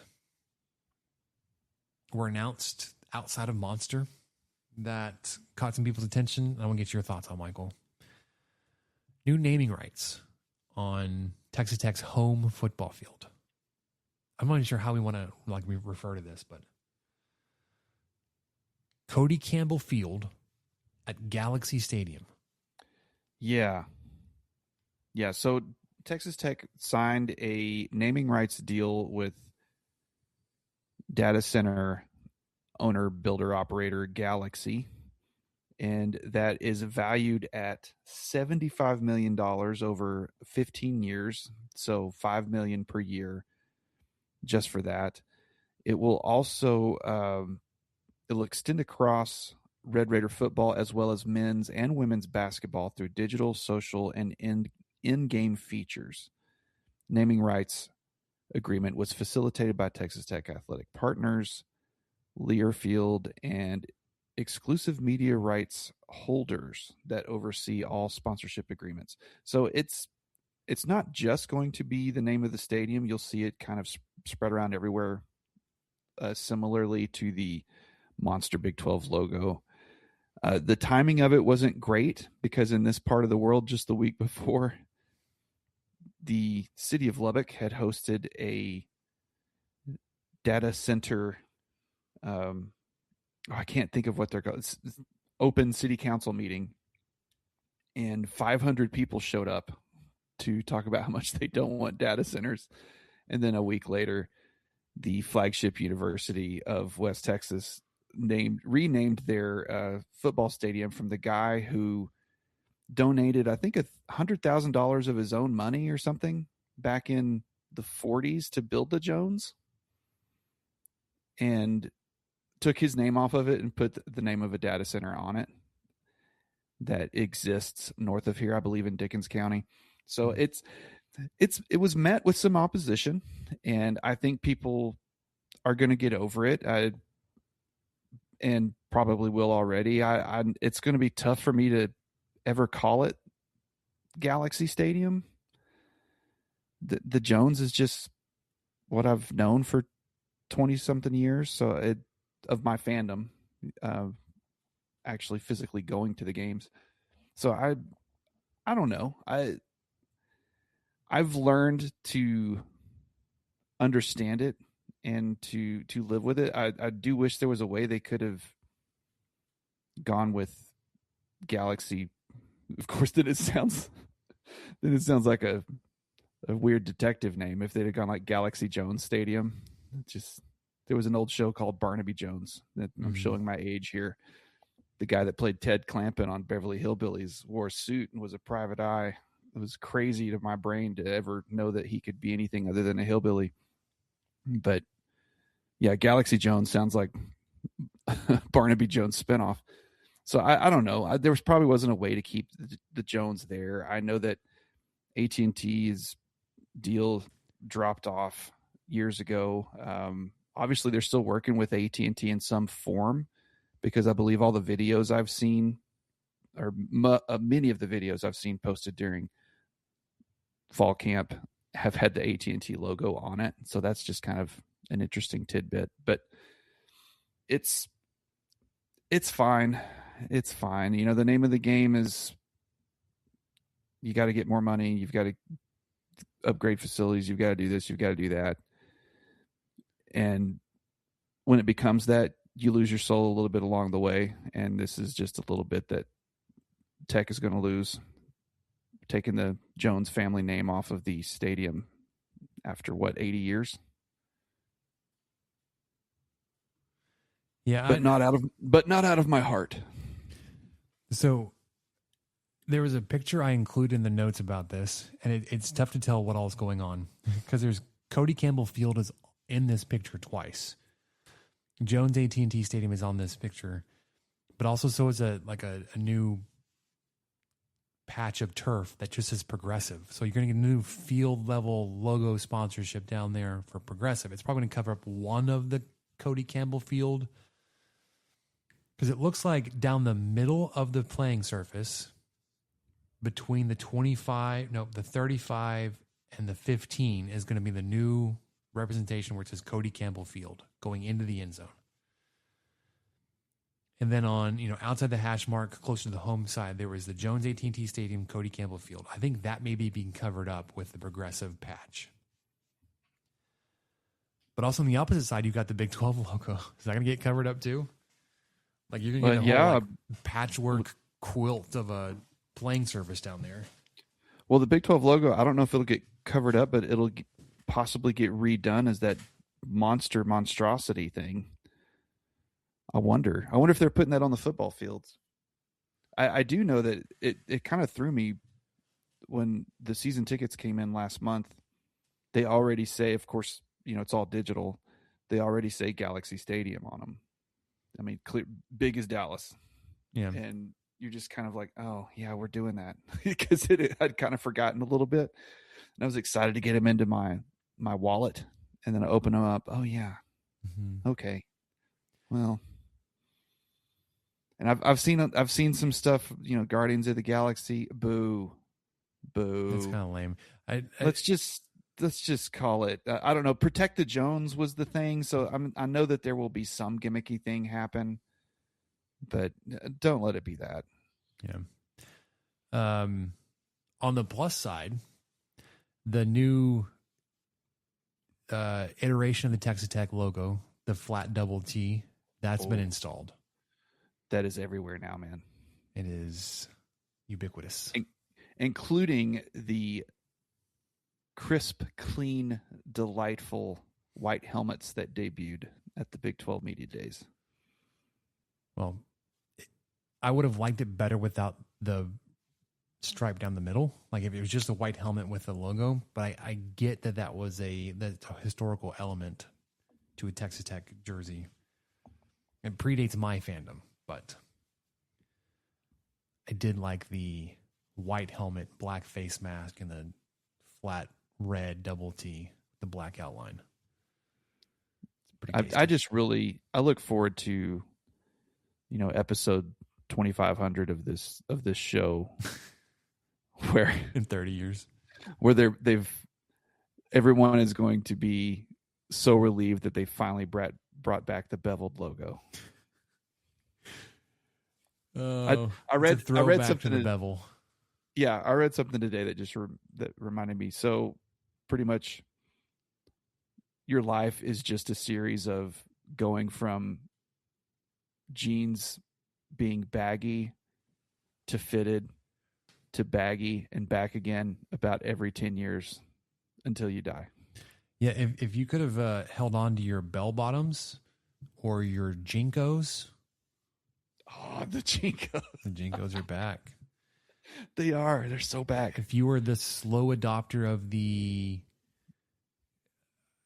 I would say skinny jeans, but the more form-fitting, tighter jeans, just wait a little bit. They'll be back. Yeah. Stay on the current workout plan, your current meal plan, and then maybe you'll squeeze back into them in a few years. Yep. All right. I don't want to go through. We're going to do our Big 12 projections. We're going to go through the games. It took me a second to reorient myself to this table that our tracker, Michael, where we had the preseason projections, what we projected versus the Vegas line. Sorry, that was a table that I start at the beginning of the year and then I just keep adding columns and then you forget what the columns mean. No, it makes sense to me now. So like Good. Preseason, you and I made projections per team and said, okay, Arizona State, they had went over under preseason of 8.5. We both took the over. We were both wrong. I said they were going to go 9-3. You said 10-2. They went 8-4. Week by week, I actually picked them to go 7-5. You picked them to go 8-4. So against our own preseason projections, we were wrong. Anyways, we're not doing that this week. We'll look at that probably next week ahead of game 1 of week 0 for TCU. But I do want to talk, I mentioned this a little bit earlier, do want to talk about Texas Tech schedule. We know that with everybody in the ACC, the SEC going, we're going to 9 conference games and we don't need all these Power 4 opponents and all the BS they're throwing out there to cancel games versus Texas Tech. Currently, Texas Tech does not have a Power 4 opponent in the non-conference for 2027. Texas Tech is like, I wouldn't say throwing their hands up, but like we're trying to schedule tough games. Like you're making fun of our non-conference schedule now. Well, Oregon State was a Power 5 opponent when we scheduled them. The fact that they fell out of that is not our fault. The fact we'd that scheduled Oregon before that. Yeah, and I had them on the list of teams that had backed out of a game, and they didn't technically back out. They just pushed it so far out into the future that will probably never be played. So did Arkansas. Again, I was throwing it out there that Arkansas had canceled games against Texas. No, they just pushed it so far back. They're actually closer up than Oregon. Oregon, we played them when Shuck was a quarterback. Yeah, when he broke his leg. Yeah, that was the game, our first game of those series, and we played that game in Lubbock. Why Oregon pushed back the return trip, I don't know, but it got pushed back. Currently, it's set for 2033. So, yes, Sure. on the schedule, but it should have been played this year, maybe, at the latest. Maybe it was last season. Other teams that were legitimately on the schedule but have been canceled: NC State, Mississippi State.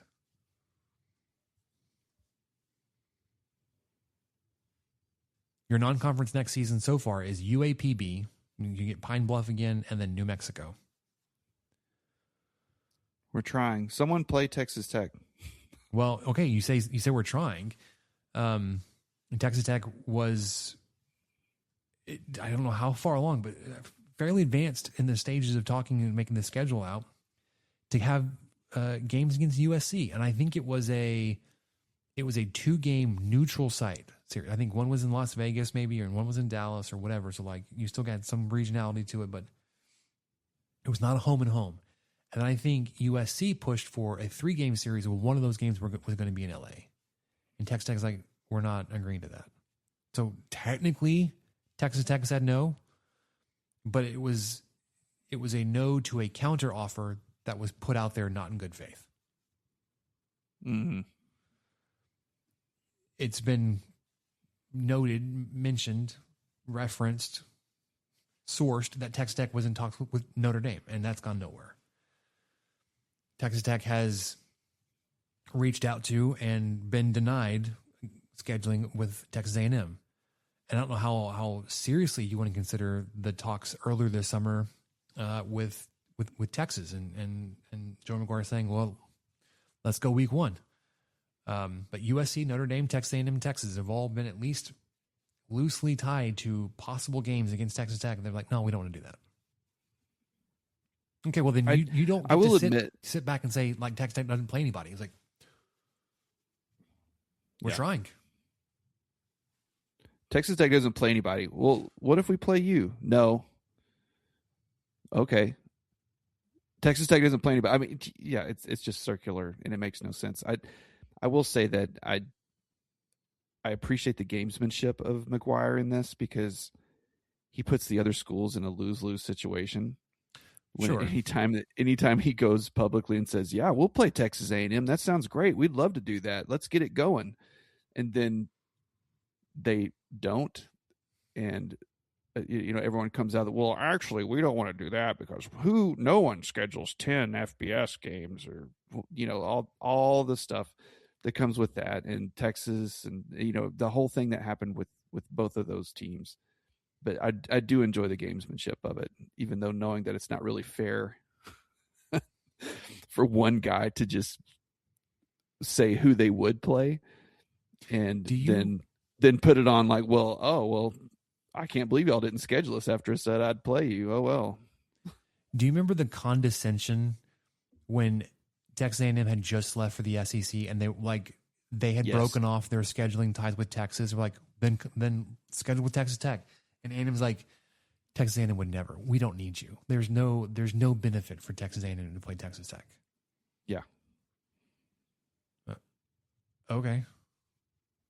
And that's what I saw a lot on Twitter, which I think is accurate, is kind of like what we talked about earlier with Galaxy Stadium. When money and becomes the end all be all, you do lose a little bit of your soul, as opposed to, hey, this is an interesting cross-state matchup that has a lot of history.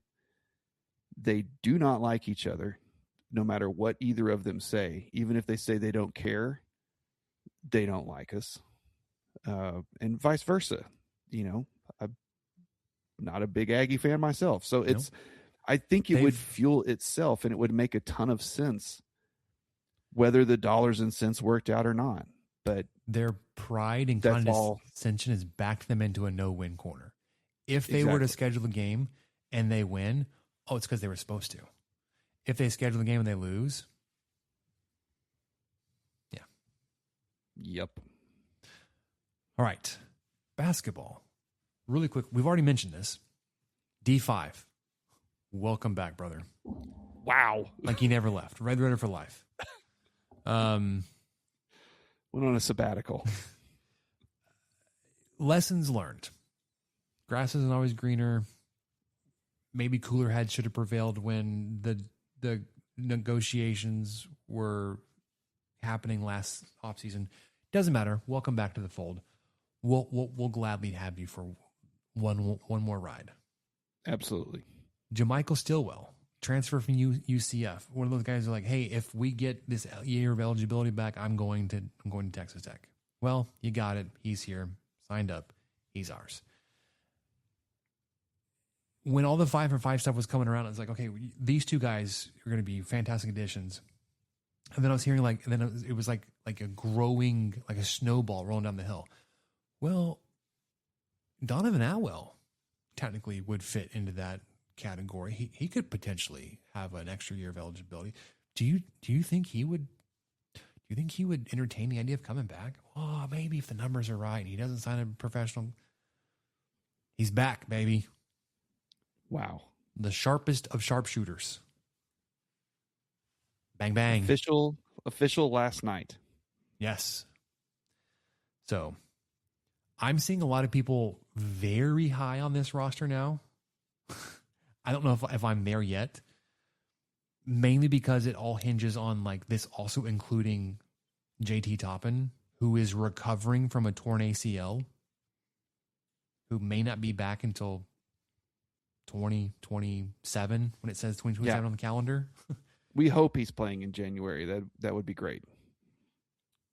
Because he was very closely tied to the Naismith Award, the best player in college basketball, when he went down with his injury. Yes, he's on your roster. It doesn't mean you're going to get that, top tier contributions from non-conference schedule in November. However, you've assembled a lot of things around him that will allow him to come back and be a big contributor. Amari Barrett has signed. He will be here. And then, again, very recently, Basala Bagayoko has signed. He was a few years ago, this would have seemed like a very strange, like, how does this guy actually qualify as a freshman? Because he's played professionally overseas. He has signed and will be here as a freshman, a 19-year-old freshman with 5 years of eligibility. He's currently 6 foot 10 inches tall, has a wingspan of 7 feet 6 inches, will be here for this season with 5 years of eligibility, and hearing that he could be your number one big. I like that you say he's currently 6'10", because that is something worth pointing out. Guys that young, that tall, are not necessarily finished growing. Mm-hmm. So, good usage of the word. Well, and because until this edition, we're like, okay, we're good with Toppin being the big guy. Like, our bigs are Josiah Mosley. He's like, what, 6'7"? Yeah. D5, I think, is 6'4". Atwell as a guard is 6'5". Stillwell is 6. Like, there's no size here. You get like teams that are competing for titles, and they've got giants like Arizona last year. They look different. But at this point, Michael, we've got 14 players on the roster at a possible 15 spots. Very different outlook than it was 2 weeks ago, since you've added 4 guys to this roster. Barrett, I guess, is also included in that, so that would be 5. I mean, you were looking at like a starting 5 of like Cruz Davis, Dre Gibbs Lawhorn, Josiah Mosley,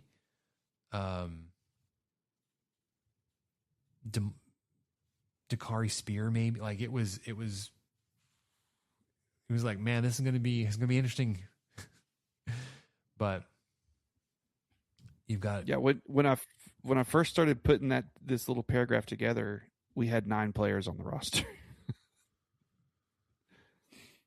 We started this notes document. I was like, oh, that was why it was tongue in cheek, look out now, we have 9 players on the roster.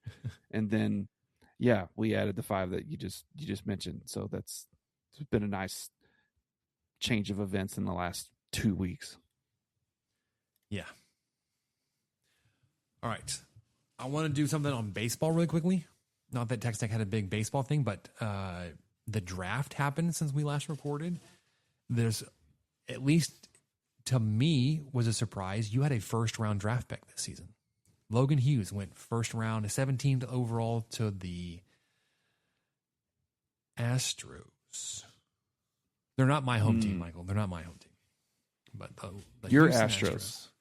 Caden Ferraro, St. Louis, went in the 3rd round. Kyler Thompson to the Dodgers in the 9th round. Matt Quintanar, the catcher, went to the Phillies in the 16th round. And Connor Schaus, third baseman, went to the Mariners.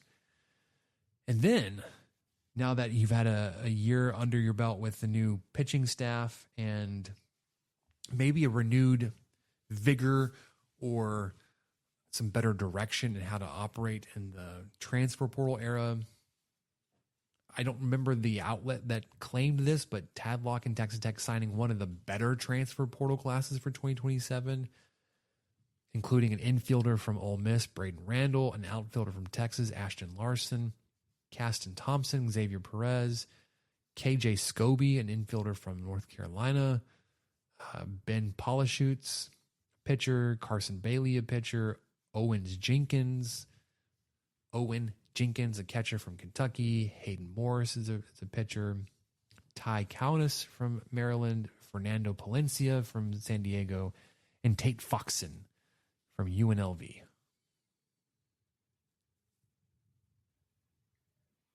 Baseball. All right. Let's get to what we learned. Let's wrap this one up as we're approaching 2 hours. We're back, baby. What do we learn? Get us set up. Get ready for next week's talk about preseason schedule projections. But okay, I would love to go first because, as many of you know, a thorn in my side is the convenience store brand that hates West Texas called Buc-ee's, or as I am about to start calling them, bullies, because they are suing anyone and everyone who has a logo or name remotely close to the stupid beaver that they have on theirs. And so it couldn't have been any better. John Oliver, with Last Week Tonight, picked up on this story and this trend that Buc-ee's goes by. And then the next day, there was a lawsuit filed against a small business owner in Ohio against the Beaver Mini Mart. It's actually Beaver's Mini Mart. Name of the town, Spencer: Beaver Creek, Ohio. How long has this been there? 20-something years. And does it look like Buc-ee's? No. It is a beaver. It looks more like one of those, like Looney Tunes looking cartoon beavers. I was reading the article. He's not even looking the same. It looks the same way. He's not wearing a cap. Nothing. Go ahead. I was gonna say, part of the article says he's like resembles more of a chipmunk, like Alvin and Chipmunks. Yeah, they should be sued by Alvin and Chipmunks because that's what it looks like. It doesn't even resemble this beaver. So it's insane. They keep doing this, and they're not doing themselves any favors. I agree that this... Lo and behold, there is not a single one in West Texas. Panhandle doesn't count. I agree that this trademark infringement is ridiculous because, no, you wouldn't confuse the Beaver Mart Beaver, or, sorry, Beavers, whatever the name of that city is. That logo from the Buc-ee's Beaver. I would try to reground you, Michael, and say that like there's a business decision on where they place Buc-ee's, and I can say that. In the realm, like I turn a corner, every corner convenience store down here is a Buc-ee's, it seems like. They do small ones, they do big ones. It's not just the travel centers, but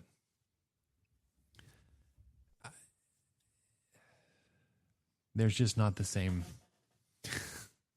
traffic out there in West Texas, Michael. I hate to say it. All I can do, people, is encourage you to continue to visit your local Allsups. They'll never let you down. They'll never do this to you. I had Buc-ee's today, man. I went to Buc-ee's on a break. See, okay, it's literally across the street from the hospital. But that's what I'm saying. So you are in an area now where it is there. It is a thing. Everywhere. You're not driving 90 miles to get beaver nuggets.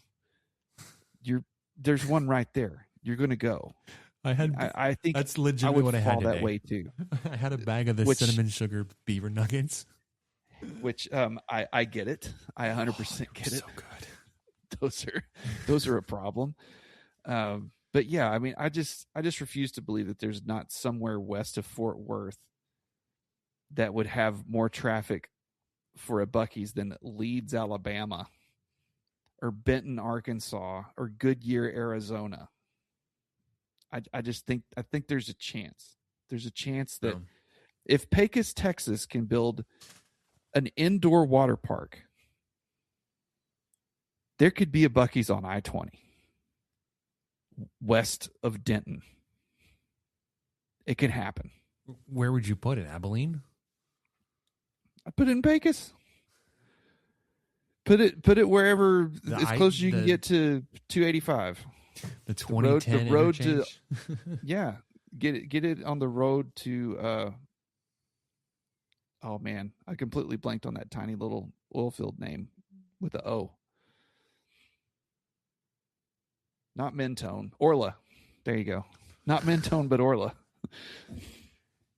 Get it on that road. Never heard of either one of those. All right. I've got two things. One, I'm kind of touched on it. Moved recently. People that have done this before that have not been as cheap as I have been, you've figured it out. The move is to pay somebody to move for you.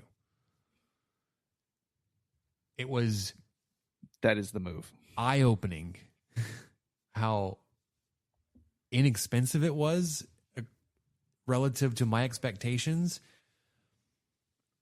with the value add of like not having to touch a box onto the truck or off. I guess I could have not unloaded not helped unload the truck. They packed it better than I could have onto the truck. We got more stuff on the truck than I would have. There were a couple of things that were damaged that I don't even fault them. Like they were cheap to begin with and probably damaged the time I moved them up and down the stairs in the apartment complex last summer. It was like,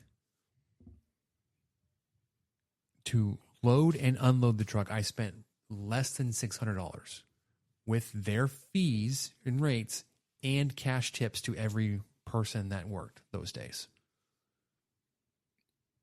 It's so worth it. And we moved from a 4-bedroom house to a 5-bedroom house. My only self-absorbed expense was the rental truck, the U-Haul from Corpus Christi to, well, I say that. I actually had to go out to Kingsville to pick this stupid truck up. And they tried to stiff me on like, you use up more miles. Like, I had to, because you made me drive 40 miles outside of town to go pick up this stupid truck that you said was available 24 hours ago. For you, yeah. How about you tack off that 80-mile round trip? Well, yeah, I had, when we moved 10 years ago now, 10 years this month, we hired renters because we we sold our house and moved into an apartment. We did all that ourselves. But then we obviously put a lot of stuff in storage because this house was being built. Speaking of, I have something for that.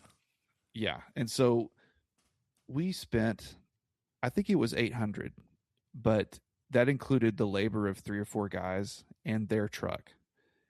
And what they did in a morning, Spencer, was they pulled up to our apartment, sight unseen, pulled up to our apartment loaded everything from our apartment into that truck, took that truck to the storage place, proceeded to load every single thing out of the storage place into the same truck, pulled it in front of the new house, had it unloaded by lunch.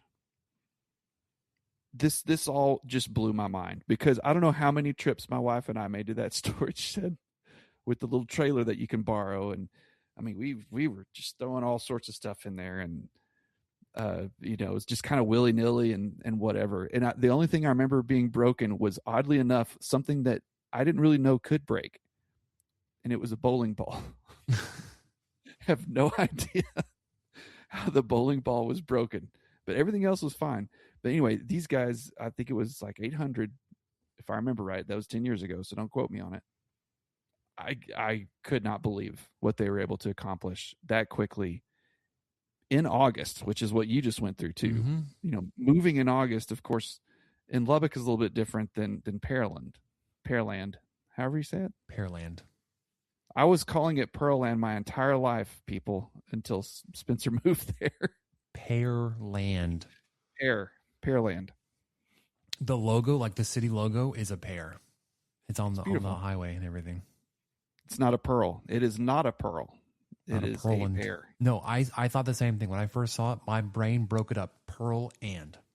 Yep. Even though there's not two L's, yeah, it's still pear. That's just how it works. Yep. Okay. Sorry. Okay, you were going to say something about storage.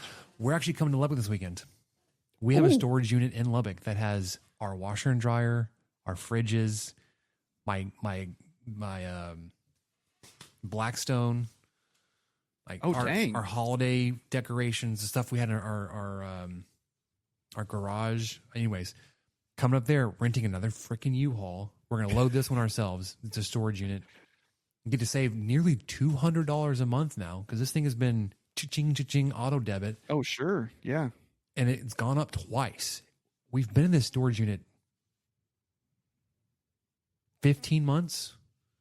And we first got it was like $85 a year. Now then it doubled, legitimately doubled. We're paying $165, and we got the notification that the next billing cycle, which is like 10 days from now, it's going to go up to $195 a month. That's ridiculous.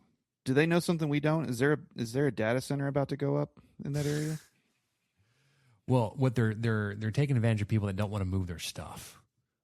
Guess what? Yeah. I want my stuff. I want my washer and dryer. I want my refrigerators. We had to go buy a mini fridge this past weekend, which, shocker, doesn't hold very much. And we're going to try to get as much clothes as we can to Lubbock, probably do some laundry while we're there. Hope our laundry stuff, though they still work. Sure, we have to run a couple loads through it to clean it out, sitting in the storage unit dust. Did I tell you, Michael, there were some things in our garage in Corpus that were just left open, boxes open. And when I saw them open, I was like, oh, those boxes are going to be trash. Pristine. Exactly the way I left them a year before. Had we done that in Lubbock, it would have been like, this is half of this box is dust. It's just dirt. Yes. Yeah.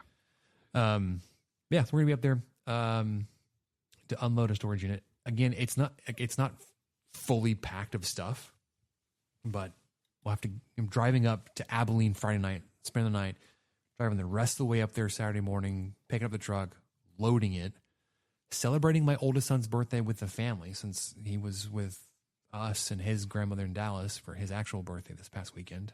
Happy birthday, Grayson. And then drive it all right back Sunday, get to unload it before I go right back to work. Yeah, we're coming to Lubbock this weekend. We will be busy the entire time. But yes, you will. You'll be loading a fridge and multiple appliances into a. Well, we're gonna have the dolly for that thing.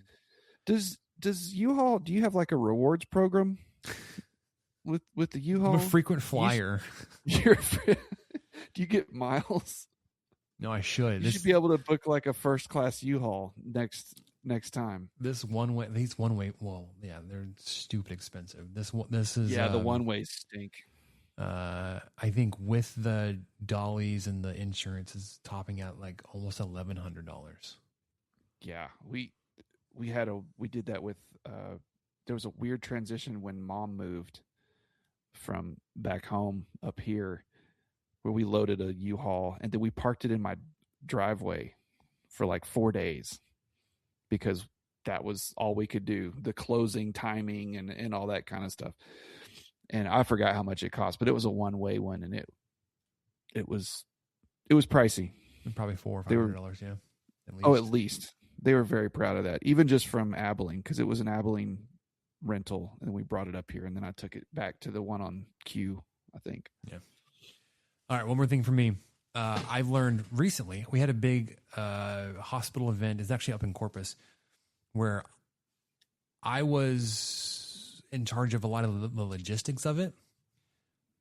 I ordered catering for it from Chick-fil-A, but I put it on a company credit card. Mm-hmm. But because I ordered it, and I ordered it through the app, because you can order catering through the app, I got the reward points. Oh, brother. Michael, there's the rewards program. There's a program that's worth doing it when it's not your money. And so it wasn't okay. I don't know what huge order would be, but it was catering for 75. It was 75 chicken biscuits, 75 orders essentially of chicken minis, fruit cups, and coffee. It was $1,500, maybe $2,000. Again, Yes. lots of money. It ended up being like 15,000 rewards points. Oh, yes. I have That's been great. eating nearly for free, like, because I'll go in, I'll redeem it, and I love this part about the Chick-fil-A rewards is you can redeem more than one reward on an order. I didn't even know that. So like it's just by points. So I'll go like, oh, I want a 12-piece nugget, and they're ridiculous expensive. Like, okay, a meal is 2,500 points. So, and then if you make any adjustments, so if you get an upcharge on their, like if you go from their fries to mac and cheese, you pay the difference. So today, I was feeling I needed the protein. I got 2 orders. Well, I got 1 meal of the 12-piece grilled nuggets with a fruit cup, which was an upcharge. I thought was stupid. And I got another 12 pieces grilled nuggets and 24 grilled nuggets, although I didn't count them, and a large drink. Even with the delivery charge, I paid $9 for lunch today. On an order I could have paid $25-$30 on. Oh, yeah.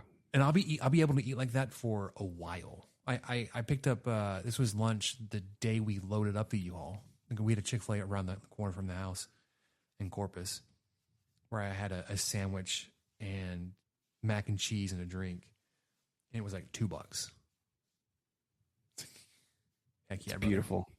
So if you're ever at a spot where your company is ordering catering, go ahead, especially if the company's going to pay for it, offer to be the guy that orders the catering, especially if that restaurant has a rewards system. And then you can act like you're really doing them a solid. I'll take care of that. No, Yeah, I got it, guys. I got it. I'll handle that for you. There are stories at my place of work way back in the day where this was well before I got there, but there was one guy in particular who took issue with our guys that travel getting reward points from Holiday Inn or wherever, and was trying to figure out how the company could get advantage of that or use that. And I think there was only one guy who was trying to do that, and everyone else vehemently was like, no, we're not going down that. Absolutely not. And it's just insane that anyone would ever. Yeah, we're asking them to go be away from their house, be away from their family, stay in a hotel in Guyman, Oklahoma, and then we're not going to let them get their Holiday Inn points. How? What? Yeah. Anyway, so good. I'm glad on them for not doing that, and that's how it should be. I learned one thing that I already knew, but my family learned it, I guess. I'm a terrible fisherman, and I don't know what I'm doing, and I'm not good at it. But we went to Kentucky in late July to visit my wife's dad and stepmom. And so it was a wonderful time for him to take us all fishing because he fishes, and there's actual streams and rivers and lakes and whatnot within driving distance from his house. And so we took our little one, and this was her first time fishing. She was not into putting the worm on the hook, but she loved digging through the dirt and giving us the worms to put on the hooks. So it was just kind of a weird thing. She just not about the hook, but the worms were not a problem. That was actually not at all the problem. I just think she just didn't want to stab them over and over. So anyway, the first person who caught a fish was my wife. Nice. The second person who caught a fish was my daughter, and she caught 3 or 4 fish and at least 3 turtles. We have a feeling that it might have been the same turtle. Not very bright turtle. Not really sure. Not a very smart turtle. Meanwhile, Dad, me, was over here casting an empty hook half of the time because I was too embarrassed to show that I wasn't using the reel right. And so it would jerk the hook instead of let it go when I was trying to cast, and my worm would just fly off. And I was like, I'm not wasting another one. This happened to me at least 3 times, Spencer. And I was just kind of over on my own and just trying not to draw attention to myself and just be really happy for my kid who's making core memories with her granddad. And it's awesome. And I'm really glad we're there. And I'm glad we're doing this. And I'm just over here like, yep, I'm bad.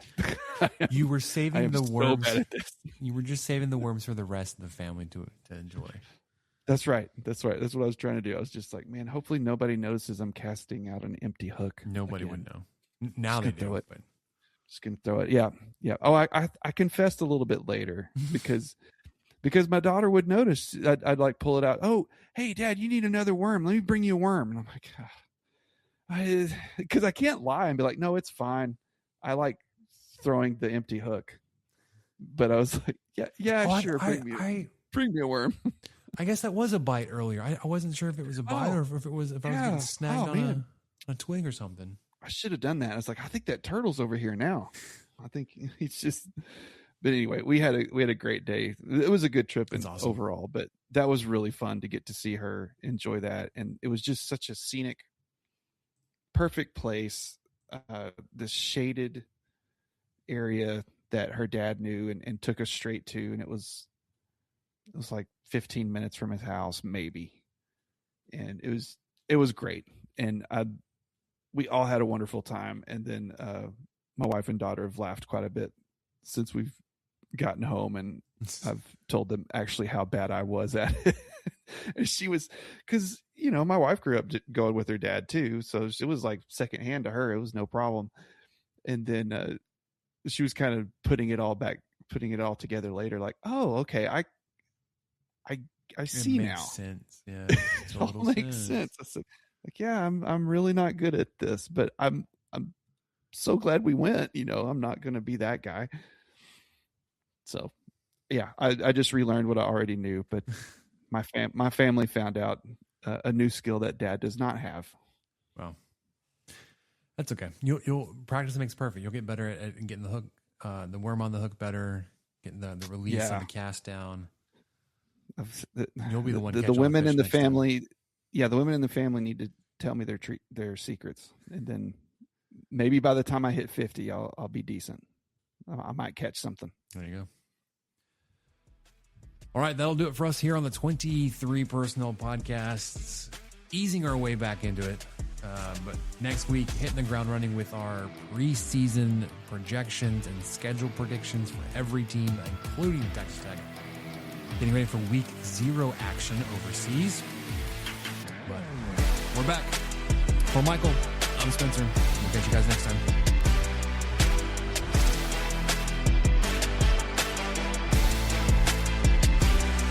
Thank you for listening to the 23 Personnel Podcast. Help us out by subscribing, rating the show, and leaving a review. Follow us on Twitter at 23 Personnel, Spencer at Punt Suck, and Michael at Michael_LVK. Be sure to catch the next episode. And until then, guns up and let the tortillas fly.